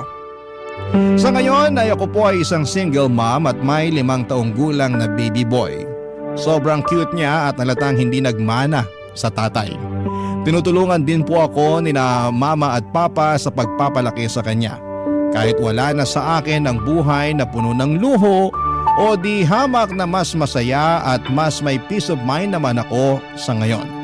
Napag-alaman ko din na sa isang news article na nasangkot si Rick sa isang networking scam at nakulong. Napaisip nga din po ako na baka yung perang binibigay niya sa akin noon ay hindi galing sa negosyo kung hindi ay galing sa networking scam. Pero wala na akong balak alamin dahil ayoko na maging parte ng buhay ni Rick. At wala rin po akong balak na ipakilala sa kanya ang anak ko. Tungkol naman po kay Miguel ay naisipan ko siyang i-stalk sa Facebook at napag-alaman ko na nasa Cebu na siya sa ngayon na tumitira at nagpakasal na siya sa girlfriend niya last year. Naiiyak ako ng sobra noong nalaman ko yon.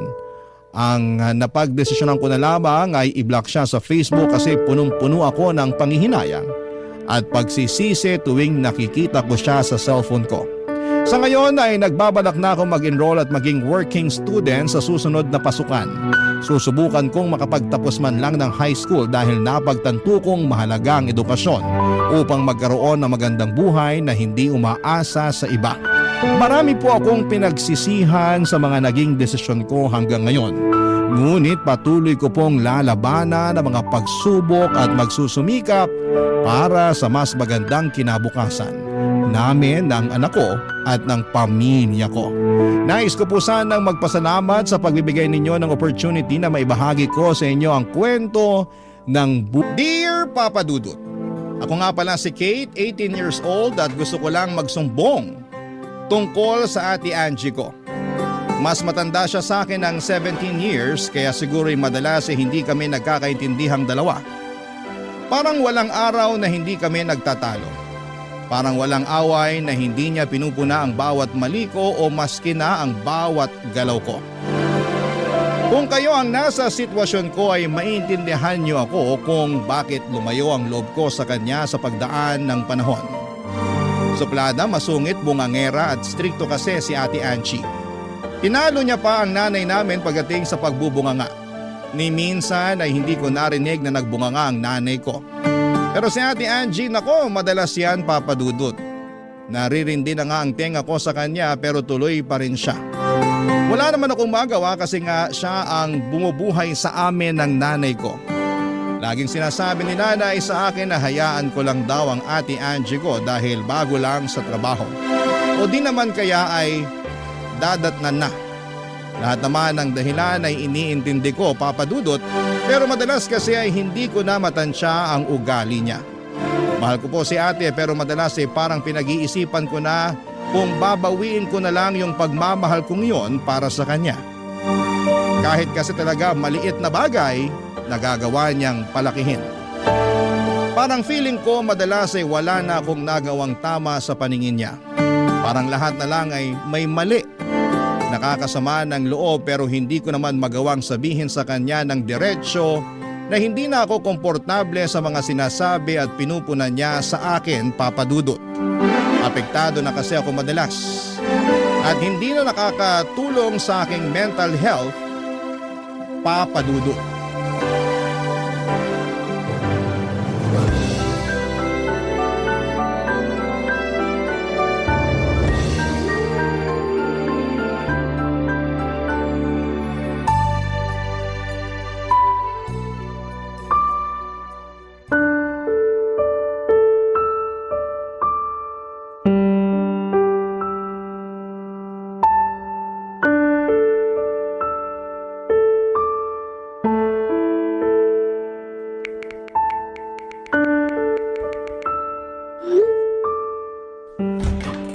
Kate!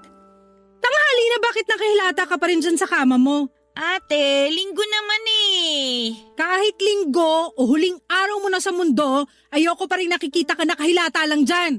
Lumabas ka at maghanap ka na pwedeng ayusin dito sa bahay. Ang init kasi ate. Pag medyo lumamig-lamig na lang tsaka na ako lalabas. Kakaubos pa naman ng sunscreen ko ngayon. Gamitin mo yung sunscreen ko sa kwarto. Dali na! Ay, ayoko nung sunscreen mo ate. Ang lagkit tsaka ang baba ng SPF. Eh sa'yo lang ang mura sa pharmacy eh. Huwag mo na akong artihan ha. Kung sunscreen lang ang problema mo, gamitin mo na yung sakin. Pagtsagaan mo na lang kaysa wala ka magamit. Mamaya na ate, may kausap lang ako ng mga kaklase ko sa GC namin. Baka may assignment kami na hindi ko pa nagagawa. Hindi ka talaga nauubusan ng rason, no? Kanina sunscreen tapos ngayon yung GC na. Anong next? Totoo nga ate. Kung gusto mo basahin mo pa tong GC namin para makita mo eh. Akin na. Joke! Si ate naman oh. Para kang hindi naturuan tungkol sa privacy. Hahamunin mo ko na basahin yung laman ng GC nyo tapos aatras ka. Duda kung assignment nga ang pinag-uusapan nyo dyan. Akin na nga yung cellphone mo. Eh, syempre meron din naman kaming ibang pinag-uusapan. Halo-halo naman ang topic namin sa GC eh. Imposible namang hindi ganun ang mga GC mo sa Facebook. Wala akong GC sa Facebook. Patingin nga. Sige, tignan mo pa. Oh, Lo, wala kang GC? Wala ka rin ka-chat? Tao ka ba talaga ate? kaya wag mo akong nirarasunan na napaka-importante ng pagsa-cellphone mo kasi kaya ko namang mabuhay kahit wala yan. Eh syempre, ibahin mo kaming mga Gen Z. Dito na kami namulat eh. Nakaasa na rito lahat ng kailangan namin ngayon. Lalo na sa pag-aaral tsaka sa mental health namin. Dinamay mo na naman yung mental health mo. Nakailang gamit ka na yan, ha? Last na yan. Ate, i-validate mo naman ang mental health ko. Please lang. At yung mental health ko, kailan mo iisipin? Lusaw na ang utak ko sa kakaunawa sa mga kaartihan mo, Kate. Ikaw lang naman kasi itong nagpapaka-stress sa akin eh. Kung hayaan mo na lang sana ako, di maayos ang mental health natin pareho, di ba? Hindi ko na talaga alam kung paano ka kakausapin. Huwag mo lang naman kasi akong bungangaan palagi. Paano hindi ka bubungangaan eh, puro katamaran at kaartihan ang alam mo? Yan! Nasasaktan kaya ako sa mga salita mong ganyan. Ay nako ate, hinay-hinay lang naman sana, no? Bakit? Hindi ka ba maarte? Inaayon ko naman ang kaartihan ko sa sitwasyon. Kahit anong sitwasyon, maarte ka. Hindi ka talaga nagmana kay nanay, no? Wala ka kasing filter pag nagsasalita eh. Talo mo pa yung mga bungangerang nanay sa teleserye. Inuubos mo talaga ang pasensya kung bata ka eh. Chill ka lang, pwede ba? Ay, okay, ganito na lang. Lumabas ka muna ng kwarto ko. Gamitin mo yung sunscreen mong malagkit, tapos pumunta ka sa park at mag-meditate ka doon. Kasi mukhang kailangan mo ng peace of mind eh. Peace of mind? Hindi ko yan makukuha hanggat hindi ka umaayos, Kate. Kaya ikaw, mag-sunscreen, lumabas ka ng kwarto mo at mag-meditate ka kahit sa sementeryo pa. Hindi mo na talaga pakakalmahin ang dugo ko. Day off ko na nga lang, imbis na mag-relax na lang sana ako, nagawa mo pa akong bigyan ng stress. Alam mo ate, Lumabas ka na rito sa kwarto mo at tumulong ka sa amin ni nanay sa labas kundi malilintikan ka talaga. Nabigla ako sa pagtaas ng boses ni Ate Papa Dudut. Alam kong sagad na ang pasensya niya kapag umabot na siya sa ganon. Binalibag pa niya ang pinto ko nang lumabas siya. Kaya naman nagmadali na rin akong lumabas ng kwarto ko at doon ako sinalubong ni Nanay Papa Dudut. Kabado rin si Nanay noon dahil nakita nitong galit na si Ate. Binulungan ako ni Nanay na sumunod na lamang sa sinasabi ni Ate para hindi na kami magtalo pa at para hindi na lalong uminit ang ulo ni Ate. Kilalang kilala pa naman namin si Ate Angie at oras na masimulan itong magalit ay hindi na siya titigil hanggang sa kinabukasan. Akala mo'y palaging dinadatnan o hindi naman kaya ay nagme-menopause na. Sinunod ko na lamang ang sinabi ni Nanay at tumulong na lamang ako sa pag-aayos ng mga kailangan sa bahay. Dahil doon ay hindi ko na nagawa ang assignment ko dahil hindi ko na muling nahawakang buong araw ang cellphone ko. Sa tuwing gagawin ko kasi yon, ang talim agad ng tingin sa akin ni Ate. Kinuha rin niya ang cellphone ko noong bandang gabi na para lang masigurado na hindi na ako magse-cellphone. Binalik na lamang niya yon sa akin kinabukasan nang paalis na ako papunta sa eskwelahan. Doon ko nalaman na meron pala akong nakaligtaang gawin na assignment. Nakagalitan tuloy ako ng teacher ko pero ayos lang naman kasi nasanay na ako sa galit ni Ate kaya hindi na tumatalab sa akin ang pagbubunganga ng teacher ko. Nang uwian na Papa Dudut, ready na akong konsensyahin si Ate sa nangyari sa akin. Kukonsensyahin ko talaga siya dahil siya ang may kasalanan kung bakit hindi ko nagawa ang assignment ko at niready ko na ang sasabihin ko habang nasa jeep pa lamang para hindi na ako madaan pa sa sindak ni Ate Papa Dudut.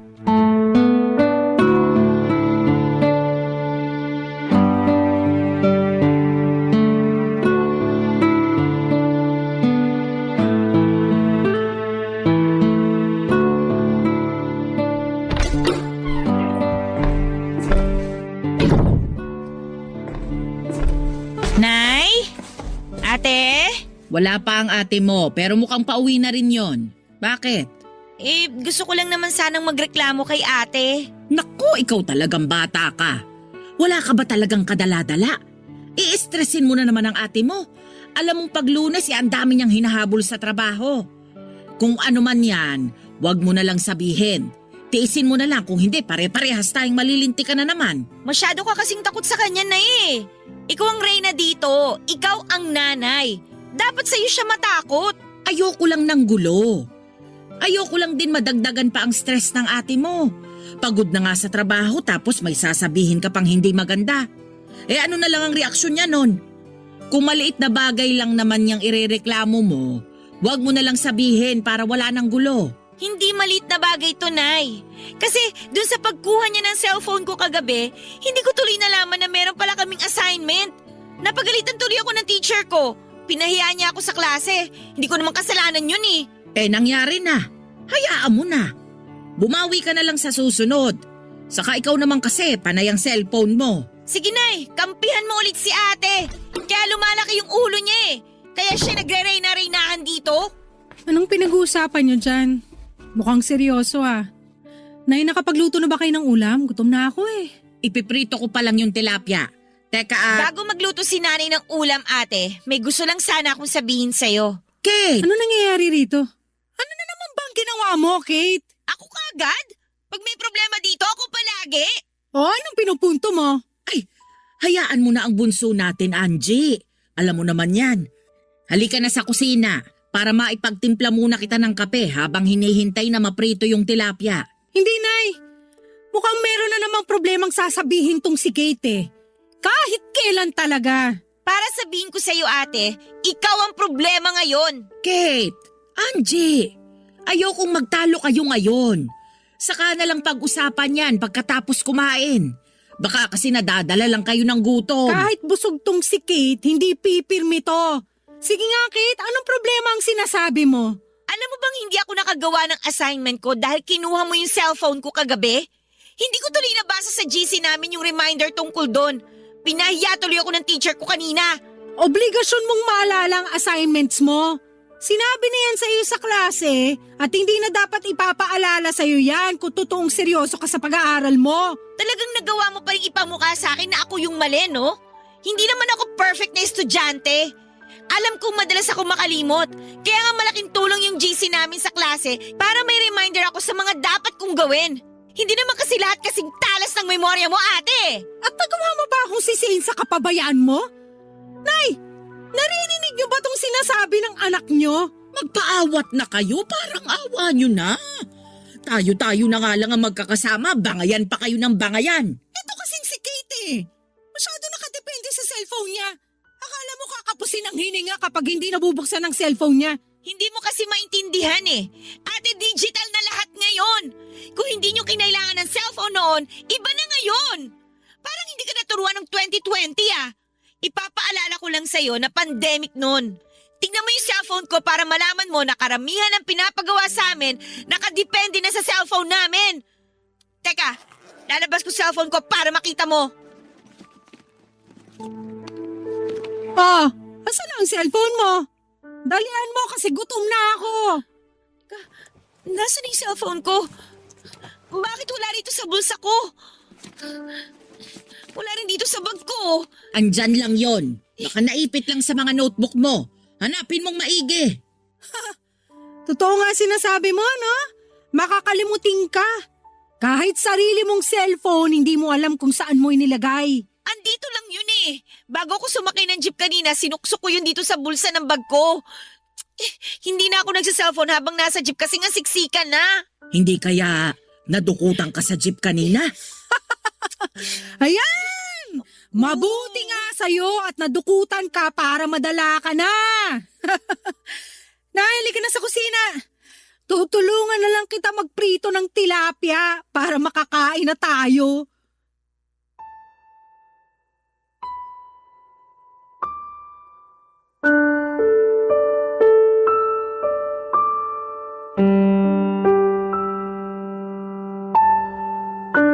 Nilabas ko na ang lahat ng gamit ko sa bag, Papa Dudut, pero wala pa rin doon ang cellphone ko.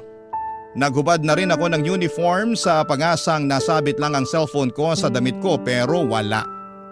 Ang saklap. Ang masakit pa ay parang walang pakialam si ate na nawala ang cellphone ko. Para bang natuwa pa nga siya. Anong klaseng tao ang matutuwa kapag may nawala ng importanteng gamit? Naiiyak na ako noon dahil kahit si nanay ay hindi ako magawang lapitan para i-comfort dahil pinipigilan siya ni ate. Hindi nila alam kung gaano kaimportante ang cellphone ko sa akin dahil andun lahat ng kailangan ko para sa klase, Papa Dudut. Hindi na ako nakisabay kumain sa kanila at lumabas ako ng bahay para umasa na nahulog ko lamang sa kalsada ang cellphone ko at wala pa sanang nakakadampot. Alam kong niloloko ko na ang sarili ko pero wala namang masamang gawin yon. Sinubukan ko ring abangan ang jeep na nasakyan ko baka sakaling umikot pa sa amin at baka nahulog lang sa sulok ang cellphone ko. Kahit alam kong imposible na ang lahat, ay mataas pa rin ang faith ko na mahahanap ko ang cellphone ko pero bigo ako. Doon ko na lamang natanggap na dahil sa pag-focus ko na mapamukha kay Ate Angie na may mali siya, hindi ko na napansin na dinukutan na pala ako habang nasa loob ng jeep. Umuwi na lamang ako ng bahay at dumiretso sa kwarto para umiyak dahil sa mga nangyari. Feeling ko ay biktima ako. Biktima talaga ako ng lahat, Papa Dudut. Barangay Love Stories. Barangay Love Stories. ako muling kinausap ni Ate Angie mula nang nawala ang cellphone ko. Pinhiram na lamang po ako ni nanay ng luma niyang cellphone na di keypad para lamang may maggamit ako. Gustuhin man ni nanay na bigyan ako ng pambili ng bagong cellphone ay nalaman kong pinigilan siya ni ate na abutan ako. Mas lalong sumama ang loob ko kay Ate Angie dahil doon, Papa Dudut. Gusto ko siyang intindihin kung bakit ganon kagaspang ang ugali niya. Parang wala siyang compassion sa katawan. Hindi ko alam kung dahil ba yon sa maaga niyang pagtatrabaho para sa aming pamilya. More than 10 years ago kasi nang mamatay ang tatay namin. Siya na ang umako ng responsibilidad na yon dahil ayaw na rin naman niyang magtrabaho si nanay dahil sakitin nga ito.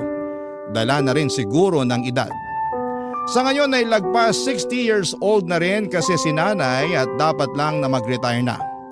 Imbes na ma-enjoy ni ate ang mga unang sahod sa unang trabaho niya, ay hindi po yun nangyari.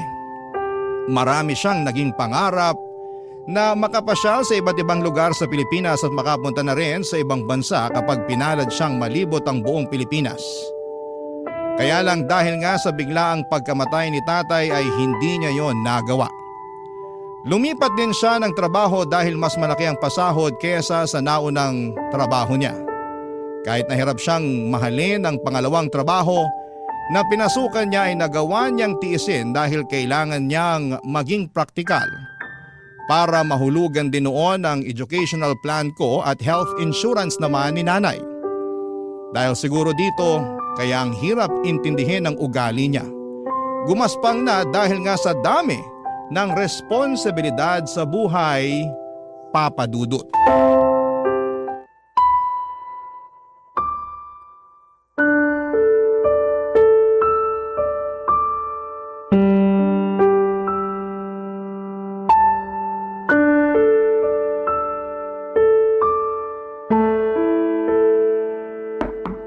Bukas yan, pasok! Lumamig na yung turon na niluto ko kanina. Sabi mo lalabas ka na ng kwarto mo. Wala po akong ganang magmerienda, Nay. Bigay niyo na lang po yung turon kay Ate Angie mamaya pag uwi niya. Paborito mo pa naman ang turon. Binalot ko talaga sa maraming asukal yung saging. Saka hindi ko nilagyan ng langka kasi alam kong ayaw mo nun. Thank you, Nay, pero busog pa kasi ako eh. Paanong busog?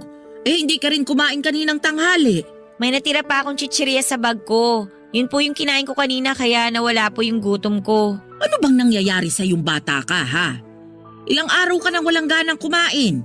Lagi ka na lang nagkukulong dito sa kwarto mo. Wala lang po ako sa mood, Nay. Babawi na lang po ako sa susunod. May tampo ka pa rin ba sa ate mo? Hindi naman nawala yun, Nay. Ay, wag mo sanang masamain ang ipinapakita sa'yo ng ate mo. Nung una, hindi naman sana. Kaya lang, paulit-ulit na lang niyang pinaparamdam sa akin na problema lang ako dito sa bahay. Hindi ako makagalaw kahit good mood siya. Paano ba naman kasi, bawat galaw ko, pinupuna niya. Para bang lagi na lang niyang inaasahan na magkakamali ako? Ang hirap gumalaw na pag lagi kang binabantayan. Pagpasensyahan mo na lang ang ate mo. Kilala mo naman yun. Iyon na nga po eh. Kilalang kilala ko na siya. Ni minsan hindi niya nakita yung magaganda ko nagagawa. Nipurihin ako kapag mataas yung grades ko sa school. Hindi niya yung ginagawa. Pero kapag maliit lang na pagkukulang ko at pagkakamali ko, hanggang kinabukasan na kagad yung sermon. Ako na lang ang babawi sa mga masasakit na sinasabi niya. Ako na lang ang papansin sa mga nagagawa mong maganda. Nakikita ko naman yun. Kaya huwag kang mag-alala. Ay, salamat po, Nay. Alam ko naman pong nakikita niyo yon. Pero masarap din naman sana sa pakiramdam kung makita rin niyo ni ate para mabawasan yung galit niya sa akin.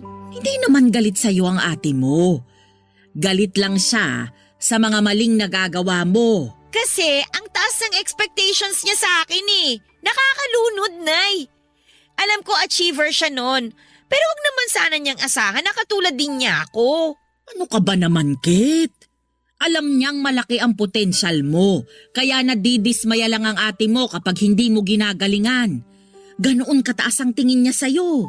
Parang hindi naman. Pakiramdam ko ang baba lagi ng tingin niya sa akin. Mali lang siguro ang paraan ng pagpapakita ng ate mo kung gaano kataas ang tingin niya sa'yo. Saka ayaw niya sigurong lumaki ang ulo mo Kaya hindi niya masyadong pinapansin kapag gumagawa ka ng maganda. Hindi naman kawalan sa kanya kung paminsan-minsan papansinin niya na may nagagawa rin akong tama. Para ma-inspire naman ako lalo na pagbutihin pa. Hayaan mo. Pag uwi niya, kakausapin ko siya tungkol dyan. Ay naku Nay, wag na po. Baka sabihin na naman niya sumbongera ako. Mas lalo siyang magalit sa akin. O sige, bahala ka na kung anong gusto mong gawin. May gusto nga po akong gawin, Nay Ano ba yun? Susuportahan ko yan. Nasa tamang edad na naman po ako. Huwag mong sabihing mag-aasawa ka na. Hindi pa tamang edad ang 18 para mag-asawa, ha? Nay, hindi! Ano ba kayo? Gusto ko lang pong magsarili na. Pwede naman ako magtrabaho. Mapagsasabay ko na ang pag-aaral at pagtatrabaho kasi marami naman po nag-o-offer ng mga part-time job ngayon. Bakit kailangan mo pang umalis dito? Kung gusto mo nang magtrabaho, hindi naman kita pipigilan. Pero sayang lang kung ang sahod mo ay mapupunta lang sa upa. Pagsisikapan ko na lang po yun, Nay. Mas mabuti na yun kesa may sumbat pa sa akin ni ate yung pagtira ko dito sa bahay kapag wala siya sa mood. Hindi niya pwedeng isumbat ang pagtira mo rito sa bahay. Dahil kami ng tatay mo ang bumili ng bahay na ito. Bahay mo na rin ito. Pero Nay… Huli na to na pag-uusapan natin ang tungkol sa paglipat mo. Magsuklay ka na riyan at lumabas ka ng kwarto mo. Sabayan mo na akong kumain ng turon sa kusina.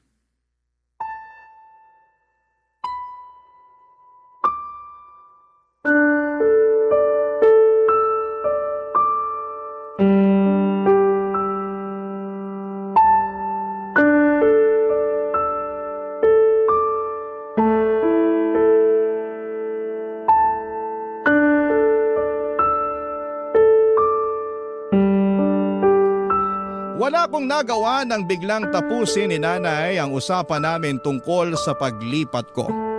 Gusto ko na talagang umalis ng bahay namin dahil hindi ko na kayang makarinig pa ng mga puna ni Ate Angie. Hirap na akong makahinga sa bahay dahil bawat galaw ko pinapansin niya at minamasama niya. May naipon naman ako kahit konti mula sa allowance na binibigay sa akin ni ate. Napaghandaan ko at napagplanuhan ko naman ang lahat bago ako mag-decide na umalis. Hindi lang dahil sa bugso yun ang damdamin ko, pakiramdam ko kasi mas makakabuti para sa akin na makalayo na muna kay ate. Sa totoo lang ay hindi naman sa pagiging maarte, pero palagi na lamang akong natatakot at nanginginig sa tuwing naririnig kong dumarating na si ate mula sa trabaho niya. Ewan ko kung trauma ba itong nararamdaman ko pero parang ganon kasi yon. Sinubukan kong kausapin muli si nanay tungkol doon at pinakita ko pa nga sa kanya ang ipon ko. Pero nagalit si nanay at sinabi niyang hindi siya papayag na aalis ako dahil ayaw niyang mag-alala sa akin. Inintindi ko na lamang si nanay pero buo na ang pasya kong umalis. Palihim na rin po akong nag-impake ng mga damit ko para mabilis na lamang akong makaalis. Nakahanap na ako ng titirhan at nag-bed space na lamang muna ako dahil yun lang naman ang kaya ng ipon ko. Hindi naman yung problema sa akin dahil kailangan ko lang ng matutulugan. Buong araw naman akong nasa trabaho at school noon. Nakahanap na nga rin ako ng trabaho sa isang fast food. Lahat ng ito ay hindi ko pinaalam kina nanay at kay ate. Sasabihin ko na lamang yon kapag araw na ng paglipat ko at pagsisimula ko sa bagong trabaho, Papa Dudut.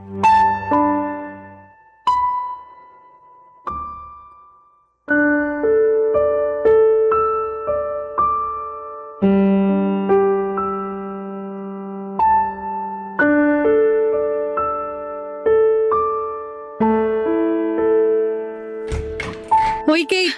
Ate naman, sana kumatok ka muna bago ka nagbukas ng pinto. Nagulat tuloy ako sa'yo. Kanina ka pa kasi pinapalabas ni nanay para makisabay ka ng kumain sa amin. Busog pa ako. Kumain kami kanina ng mga kaklase ko sa kantin bago umuwi. Hindi ka na nakikisabay sa amin ah. Lagi ka na lang sa school kumakain tuwing uwian. Saka kumukuha ng pera. May ipon naman ako ate. Yun ang pinangkakain ko nitong mga nakaraang araw. Kaya naman palang lakas ng loob mong huwag sumabay sa amin tuwing hapunan. Hindi naman sa malakas ang loob. Nakakahiya lang makisabay kasi wala naman ako ambag sa bahay na to. Ano bang gusto mong sabihin? Bakit di mo na lang ako diretsuhin? Ilang linggo ka ng ganyan. Kahit si nanay hindi alam kung ano nangyayari sa'yo. Alam ni nanay kung bakit. Ako hindi ko alam. Kaya sabihin mo sa akin.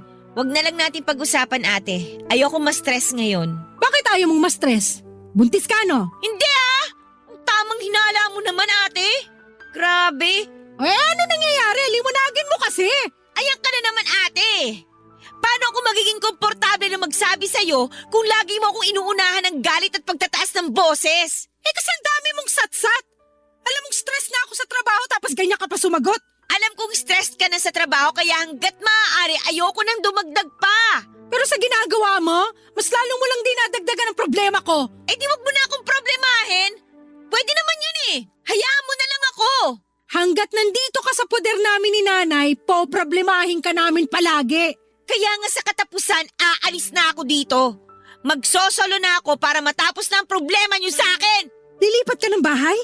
Alam mo ba kung gaano kahirap magsarili ngayon, lalo na sa edad mong yan?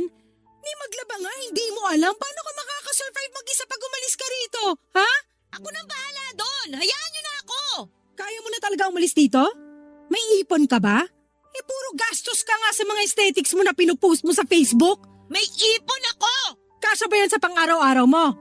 Sa upa mo? Huwag kang mag-alala, ate. Hindi naman to biglaan eh. Kaya nakapag-ipon ako bago ko pa sabihin sa inyo. Hindi naman talaga ako nag-aalala sa'yo. Ang inaalala ko rito si nanay. Kapag umalis ka, sa tingin mo anong mararamdaman niya? Peperwisyuhin mo pa siya sa pag-aalala? Matanda na si nanay, ipapaalala ko lang sa'yo. Masasanay din si nanay na wala ako dito. Mas maganda nga na umalis na ako dito eh. Para hindi na siya nai-stress kapag nagbabangayan tayo. Nagbabangayan tayo kasi ang tigas ng ulo mo.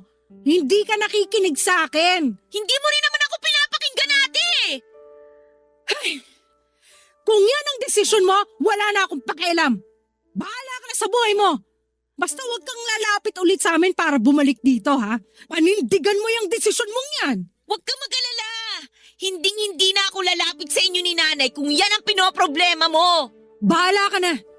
Lumabas ka na lang ng kwarto mo para makisabay sa amin. Hindi nga ako gutom. Kahit huwag kang kumain. Sabihin mo lang kay nanay ang tungkol sa plano mong umalis dito. Alam na niya. Hindi mo kailangan sumigaw. Eh di wag ka rin pasigaw kung magsalita. Ang tigas talaga ng ulo mo. Lumabas ka na lang ng kwarto para kahit sa uling pagkakataon ay makasabay ka namin ni nanay sa pagkain. Hindi nga ako gutom. Wala akong pakialam. Lumabas ka ng kwarto mo kung ayaw mong palad ka rin kita palabas dito. Sige, subukan mo. O ito, saluhin mo. Uy. Cellphone ba to, ate? Malamang. Para saan to? Malamang para sa'yo. Sahod ko kanina kaya bumili na ako agad ng bagong cellphone mo. Kapalit nung nawala mo. Ingatan mo na yan, ha? Huwag ka na namang tatanga-tanga para hindi ka ulit madukutan. Salamat, ate, ha.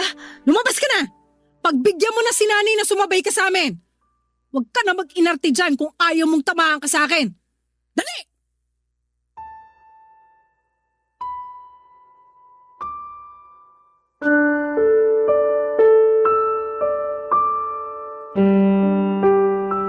Papadudot, binalibag ni ate ang pinto ko nang lumabas siya ng kwarto ko. Ramdam ko man ang galit niya noon pero ramdam ko pa rin ang pagmamalasakit niya sa akin. Binuksan ko ang cellphone na binili niya, mas maganda at mas mahal yon kesa doon sa nawala sa akin. Naiyak na lamang ako kasi sa unang pagkakataon ay naramdaman ko ang care ni ate para sa akin. Inayos ko lang ang sarili ko at nagpulbos para hindi mahalata na umiyak ako.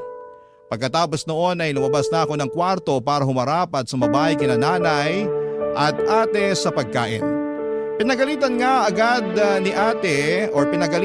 ako kaagad ni ate dahil natagalan sila sa paghihintay sa akin. Lumalamig na raw ang pagkain. Hindi ko na lang pinansin at ayoko nang palakihin pa ang inis niya para hindi masira ang gabi naming pareho. Kahit busog, sumabay pa rin akong kumain sa kanila. Pagkatapos kumain ay sinabi ko na kay nanay ang plano ko. Nagalit si nanay dahil pinayagan ako ni ate na umalis na ng bahay. Pero wala rin siyang nagawa lalo na nung sinabi ni ate na kaya ko na ang sarili ko. Maganda na rin daw na umalis na ako para wala na siyang ibang iniisip pa. Nasaktan po ako ng bahagya sa sinabi ni ate o sadyang emosyonal lamang ako kaya naging sensitive ako sa mga salita niya. Napaaga rin ang alis ko ng bahay. Dapat sa katapusan pa ng buwan pero tumawag sa akin ang bagong landlady ko at sinabing pwede na raw akong lumipat dahil umalis na ang tenant niya na papalitan ko. Nabigla man ako sa bilis ng pangyayari ay sumunod pa rin ako, Papa Dudut. Umalis na ako kaagad sa bahay bago pa sumapit ang katapusan ng buwan. Barangay Love Stories. Barangay Love Stories. Sa mga unang buwan na umalis ako ng bahay ay naramdaman ko kaagad ang hirap. Kahit meron akong ipon, alam kong kailangan ko yung i-budget, kundi ay mauubusan ako. Totoo naman na meron na akong part-time job, pero dahil nga part-time yon ay hindi ganoong kalaki ang nakukuha ko, Papa Dudut. Sakto lang talaga para sa upa at pangkain ko. Alam kong kailangan kong maghanap pa ng extra na trabaho pero alanganin na dahil na rin siyempre nag-aaral pa ako. Mabuti na lamang at bayad na ang pag-aaral ko sa tulong ng educational plan na nakuha ni ate para sa akin noon. Laking ginhawa ko noon para sa akin at sinikap kong magtipid lalo't hindi ko tinatanggap ang gustong iabot sa akin ni nanay na tulong. Ayoko makarating yon kay ate at baka iba na ang isipin na naman niya. Bihira na rin akong magparamdam sa kanila dahil alam kong kukumustahin lang nila ang kalagayan ko. Ayoko namang ipakita sa kanila na nahihirapan ako dahil alam kong may masasabi na naman sila lalo na si ate. Alam kong makakaraos din ako at talaga namang mahirap lagi sa simula. Ewan ko kung nakakatunog na si ate na nahihirapan na ako. Kaya panay ang contact niya sa akin. Nairita na rin ako dahil parang napamukha sa akin na hindi ko kayang tumayo sa sarili kong mga paa. Nag-away kaming dalawa lalo't parehas pa naman kaming stress noon. Mas lalo nga akong nagalit noong sinumbat niya sa akin ang pagpapaaral niya. Mas lalo tuloy kaming nagkasirang dalawa. Dahil doon ay tumigil na ako sa pag-aaral at nagtrabaho na lamang. Sinubukan kong hilingin kung pwede akong mag full-time na sa fast food na pinagtatrabahuhan ko. Pero hindi pa raw po pwede. Mas lalo tuloy akong naging problemado lalo't naubos na rin ang ipon ko. Kaya nilunok ko ang pride ko at lumapit kay nanay para humingi ng mga dilata at bigas. Sinakto kong wala pa si ate para hindi na kami magkaabutan. Hindi pa kasi kami nagkakaayos na dalawa.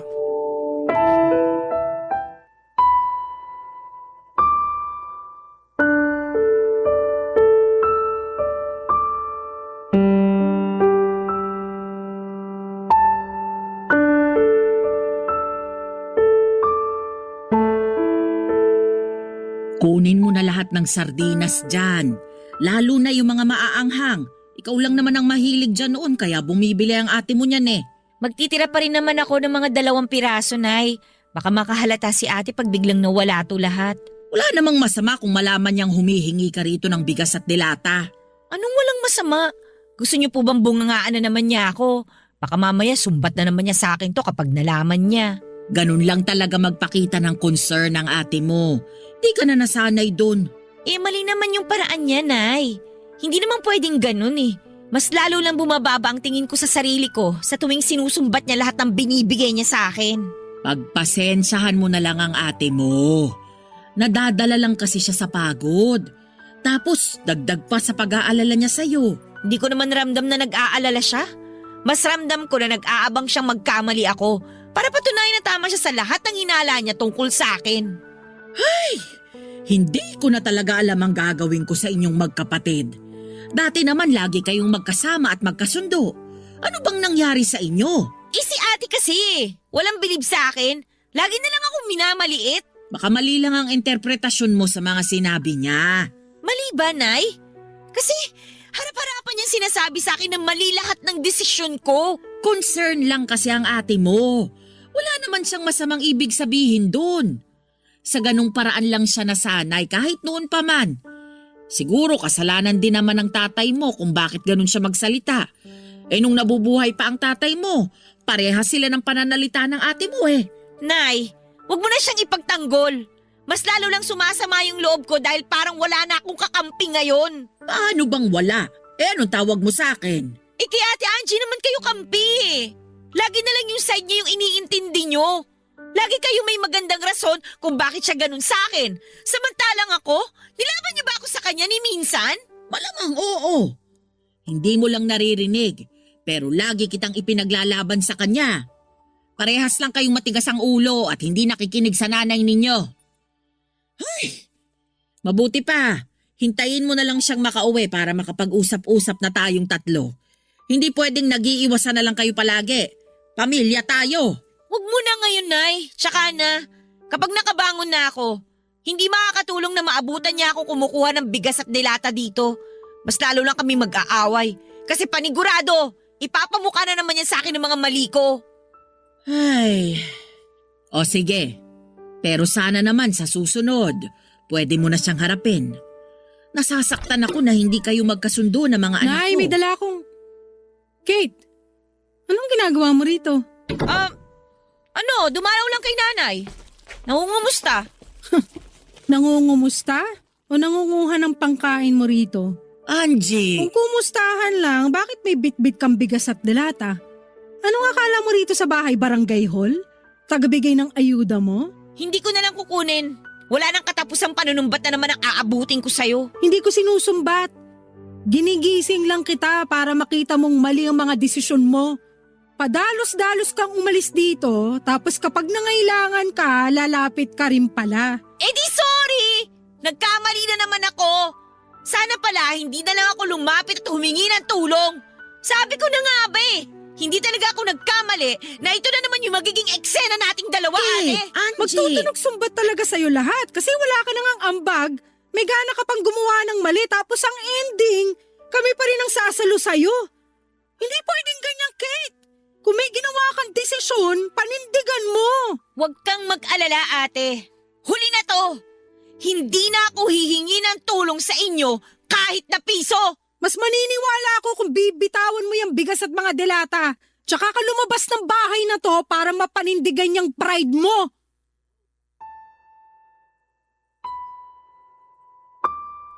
Sinubukan pang umawat ni nanay sa amin ni ate pero wala siyang nagawa. Naiyak na lamang akong binitawan ng bigas at dilata at saka ako lumabas ng bahay. Binalibag ko ang pinto sa sobrang galit. Sinubukan akong habulin ni nanay pero nakasakay ako kaagad ng jeep paalis doon. Hindi ko na nilingon pa si nanay dahil panay na ang iyak ko noon sa sobrang sama ng loob. Tinawagan ako ni nanay pero hindi ko rin sinasagot. Agad akong dumiretso sa inuupahan ko at mabuti na lamang at wala ang mga kasamahan ko sa kwarto kaya nagawa kong umiyak. Sobrang sama ng loob ko noon kay ate kahit lugmok na ako sa lupa ay nagawa pa rin niya akong sipain. Anong klaseng kadugo siya? Hindi rin siya nag-text man lang sa akin para mag-sorry o ipaliwanag ang mga masasakit niyang sinabi. Bakit pa ba ako umasa? Ni minsan ay hindi ko natigman ng sorry niya.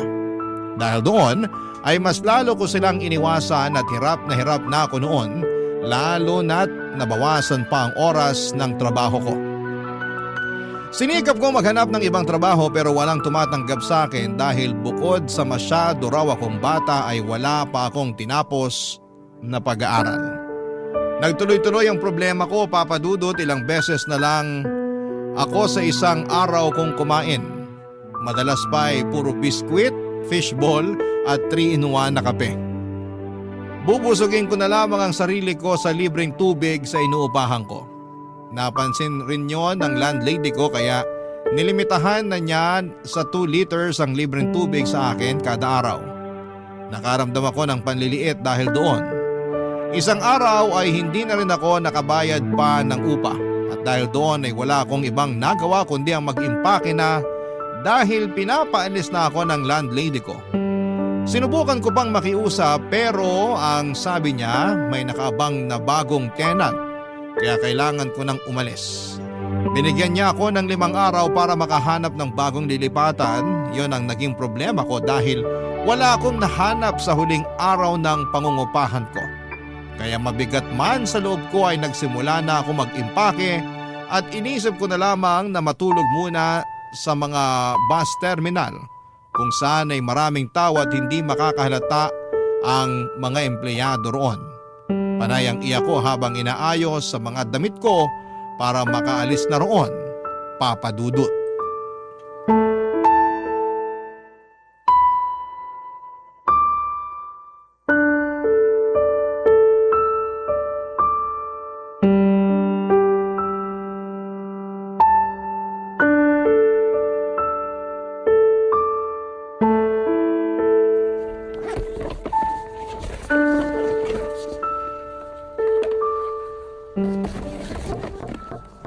Bukas yan.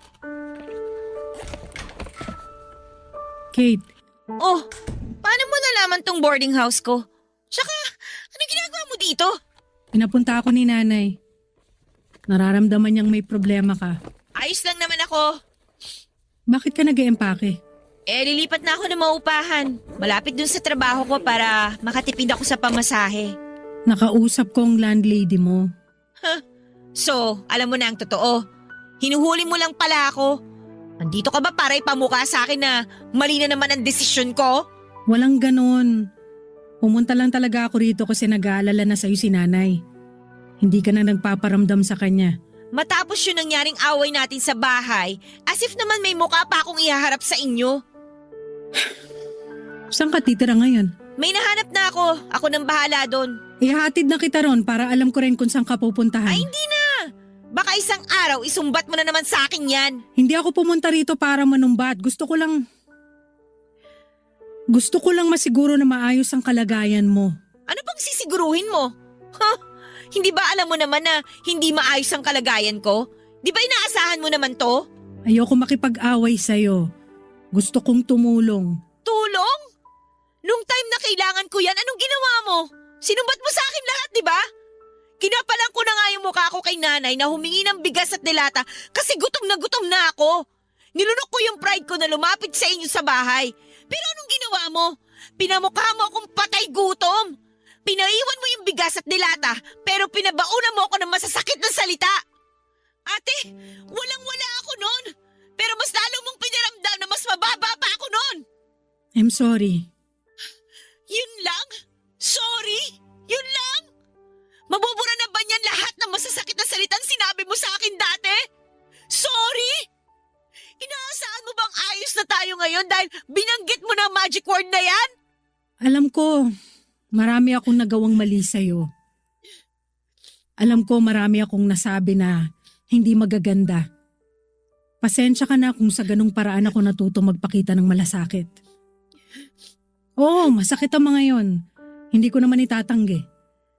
Kapag inaalala ko lahat ng mga sinabi ko sa'yo, nagigilty ako. Huli na para bawiin ko yung kasi nakasugat na ako.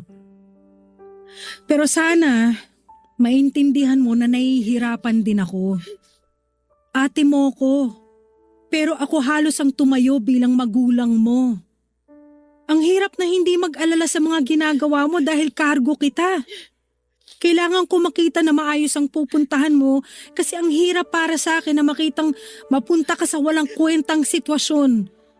Hindi mo alam kung gaano ko sinisisi ang sarili ko mula nung hinayaan kitang umalis ng bahay. Hindi mo alam kung ilang beses akong gumigising sa gabi sa bawat kalus ko sa pinto dahil umaasa ako na ikaw yun. Nababalik ka na at mababantayan na ulit kita. Hindi mo alam na para akong sinisit-sit sa balat. Sa tuwing nakikita kong hindi mapakali si nanay dahil sa pag-aalala sa'yo. Kung kumain ka na ba o kung makakabayad ka pa ba ng upa. Hindi mo alam, Kate, ang hirap. Hindi mo alam. Yan lang naman ang kailangan ko eh. Ang paliwanag mo. Hindi ko na kailangan ng sorry sa mga masasakit na sinabi mo noon. Gusto ko lang maintindihan kung bakit ganun ang mga sinabi mo sa akin. Ate, kasi sakit talaga ng mga sinasabi mo sa akin eh. Lagi na lang ako natatakot gumalaw kasi baka mamaya hindi mo na naman magustuhan yung magawa ko. Kaya umalis na lang ako ng bahay para hindi ka na laging galit. Para makagalaw na rin ako. Para makahinga. Ate, alam kong bigat na bigat ka na sa amin ni nanay. At sorry talaga kung hindi pa ako makatulong sa'yo. Pero promise, babawi rin naman ako. Hayaan mo lang ako na magkamali kasi natututo rin naman ako eh. Hindi ko naman sinasadyang gumawa ng mali. Hindi lang talaga ako kasi galing mo. Kaya lagi ako natitison. Sorry ate ha.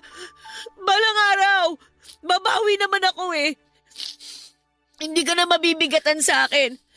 Makakatulog ka na ulit ng maayos kasi hindi ka na ulit mag-aalala. Promise. Basta, hayaan mo lang ako magkamali. Gusto ko rin namang matuto eh.